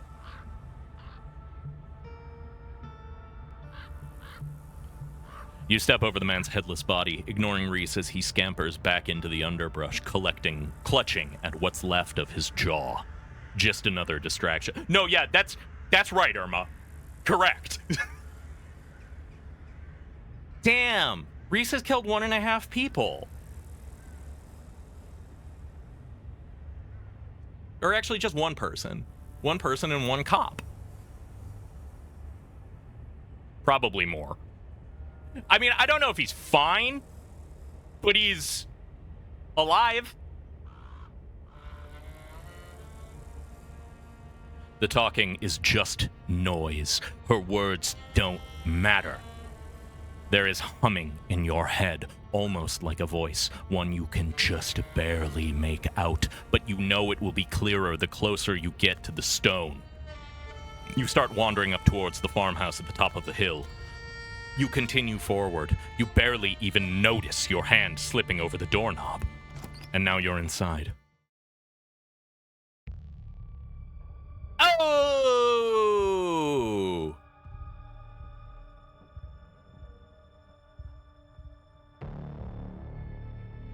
Sheriff Hugby dangled. Bertha! Bertha was a fucking incubator. Or Betty, or whatever. Oh, boy. Oh, boy. Sheriff Hugby dangles in the middle of the room. An axe attached to some strange mechanism in the ceiling, embedded in his face, holding up his corpse in an imitation of life. This is some Dead by Daylight shit for real. Hey, I hate what they've done with the place. Hey, this sucks. Past the body, you can see a giant pumpkin through the door to the garage, cracked open. Its guts strewn across the floor, seeds dotted along the hardwood like a trail of breadcrumbs leading to the basement stairs. The egg was an incubator! Gnarly, dude! There's nobody alive here, which means that there's nobody to stop you from going where you need to go. Yeah, pickled eggs and MREs.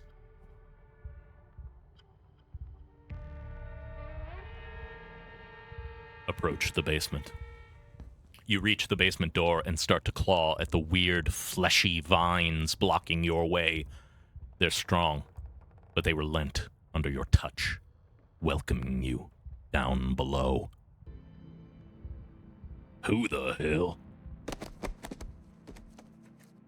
So, you tried to undermine me, witch. I should have known you'd try to find a way around the rules. You've trapped the town. This isn't what any of us wanted. You should nullify the deal before this gets any worse. It's just unhappy. I didn't think something like that would be so opinionated. But I have a plan to placate it.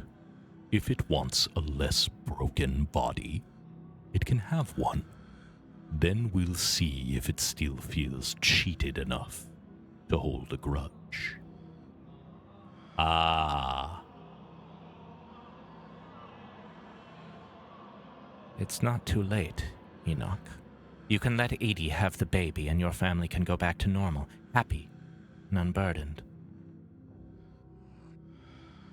I'll clean everything up. It can be like nothing ever happened. I'll even leave town. Manipulative hack. That's what you wanted all along, wasn't it?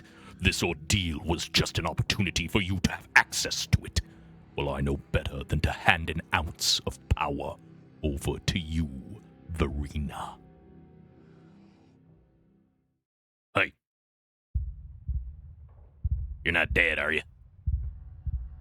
Which? Verena.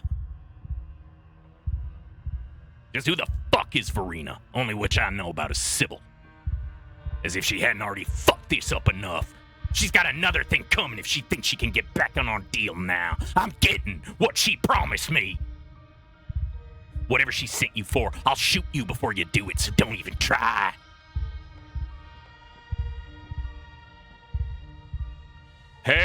Now, nobody has to get shot. Nobody else, I mean. Sorry, Franklin. What are you sorry for? You aren't the shooter or the one who got shot.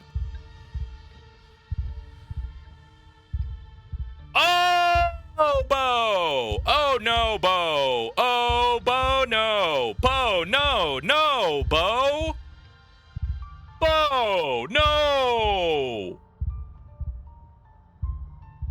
Oh, no, Bo! Oh, Bo! Oh, it moved! Your vision finally focuses and your mind is once again your own. Avery watches you furtively from across the room. The man, Julius, holds a gun in silent threat. Yeah, why the fuck is Avery here? Franklin clutches at a nasty wound in his side, blood spilling out onto the dirt floor of the unfinished basement. And in the corner is Bo.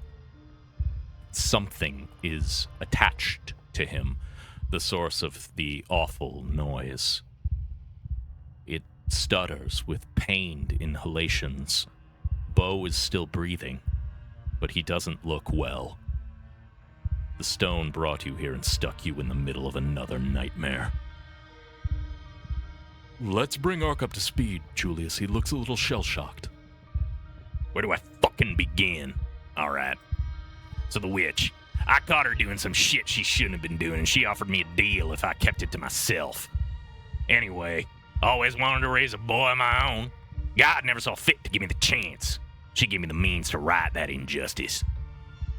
Only it obviously didn't quite go the way it was supposed to. Calloway has interfered, just like always. Made it so I had to hatch him earlier than he was ready. And he came out hungry. Too hungry for me to handle. He kept trying to get at me, so I had to hole up down here. Been stuck since fucking Wednesday night. Damn roots won't let me leave, and they've clogged up the drain, so I haven't been able to call that witch and get her to make things right. But I'm a man of preparedness. Figured I could wait it out till Bo here decided to trespass. Guess he lost a tussle with my boy, and the two of them wound up down here with me. And that about sums it up. I guess in the end it's only fair. A son for a son. And birth ain't ever pretty, is it? It's not like doing it the old-fashioned way. It's all sunshine and roses. The carving is behind Julius on the wall. And it is the next one that we had, the one that I was suspecting was on the farm. I recognized some of those. I forget which one it was, but... Just hope he winds up looking more like a person when he's done cooking. I don't give a shit about your story, Tremaine. None of that gives you a reason to shoot a cop. Self-defense, castle doctrine. Avery, what the hell is going on down here? You don't have to answer, kid. I don't need my business explained to every stranger who decides to pay me a visit. So Julius hatched a baby out of the pumpkin. The really big pumpkin. You probably saw it upstairs, and then he was stuck in the basement for a couple of days. Well, it was upstairs crawling around looking for food. Then, unfortunately, Bo showed up. All I heard was some yelling and crashing around up there, and then I wound up with this shit on my hands. All I heard was some yelling and crashing around up there. Then I wound up with this shit on my hands. So I called the kid to come try and help me sort it out. That's me. Julius thought my plant expertise would come in handy. I can't say that it's been that helpful, though. I feel like the baby is freaking out more than ever. Getting it out of Bo without killing him doesn't seem easy. Or possible. Would have been easier if everybody in town hadn't decided to show up uninvited.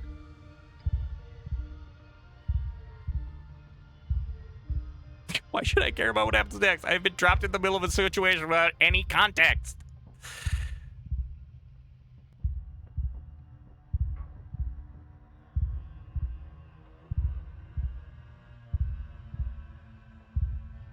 None of this has anything to do with me.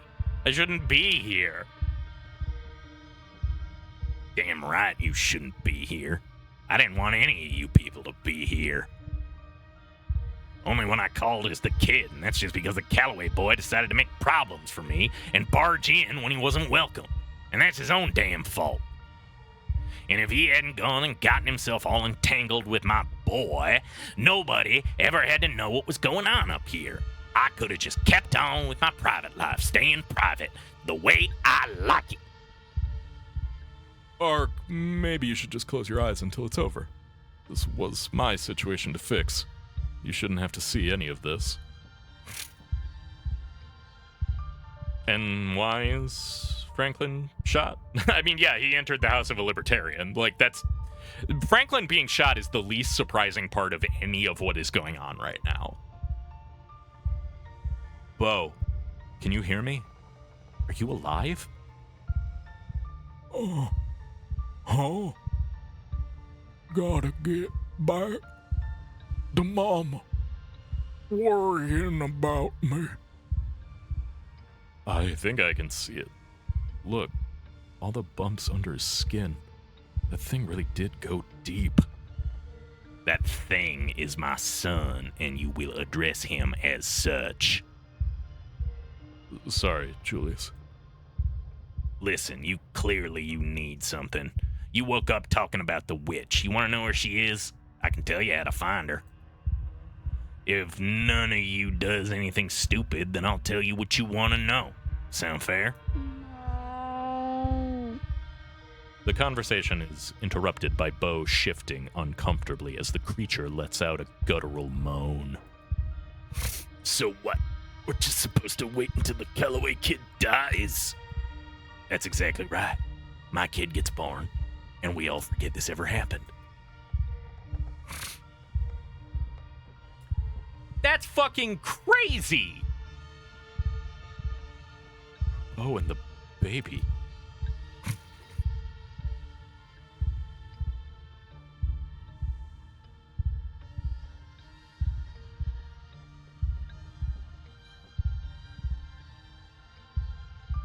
Is there really no way we can separate him from Bo? Maybe if we offered him something better? This ain't a debate. Shut up, or I'll shut your mouth for you. I don't know, Julius. I still think there's something we're missing. And if Ark thinks so too, maybe it's worth talking about again. That's why I'm here in the first place, right? To come up with some other solution? And you and I already decided this was best. That discussion was had and done with before anybody else even showed up. The witch.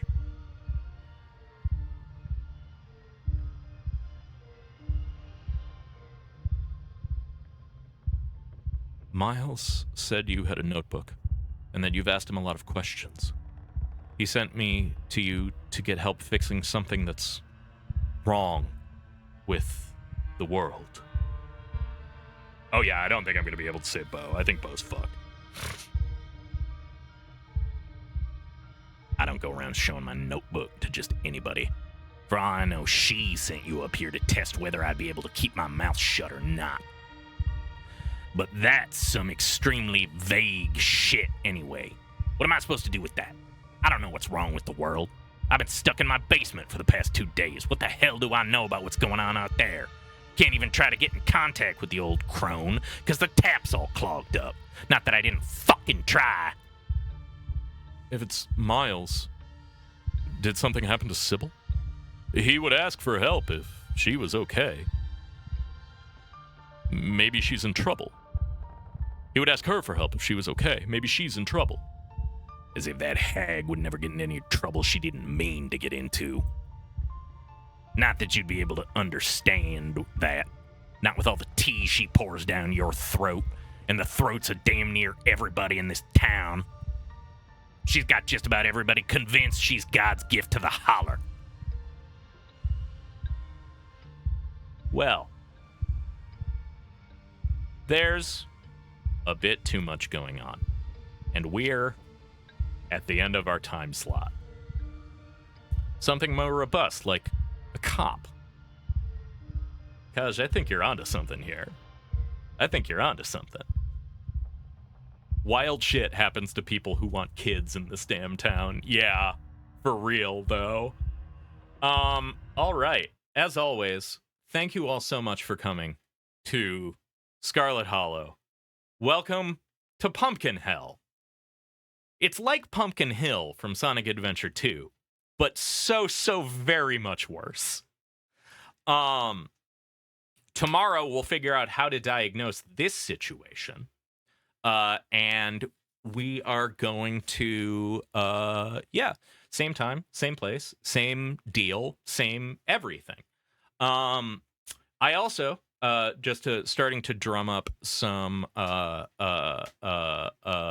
potential hype.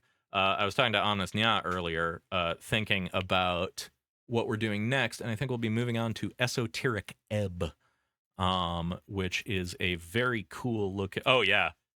Leaving on a cliffhanger. What's going on in Pumpkin Town? Esoteric Ebb is a tabletop like goofy, funky CRPG game. I think it's going to be a really interesting and fun time. I've heard a lot of really good shit about it too. So looking forward to trying that one out after we hit the wall on Scarlet Hollow. So until then, we will have a lovely rest of your Wednesday, and I will see you tomorrow, hopefully. Same time, same place, and we will hopefully figure out how to maybe extricate Bo from a horrible pumpkin. Bo's fucked. Bye, everybody. Hey, if you stuck around to the end of the video, I just wanted to say thank you, and I hope that you enjoyed. If you want to help support me in making more of this, you can follow me on Twitch, where I stream these live. Like, comment, and subscribe. I suspect you all know how this works by now, but it really does help a lot. Thanks.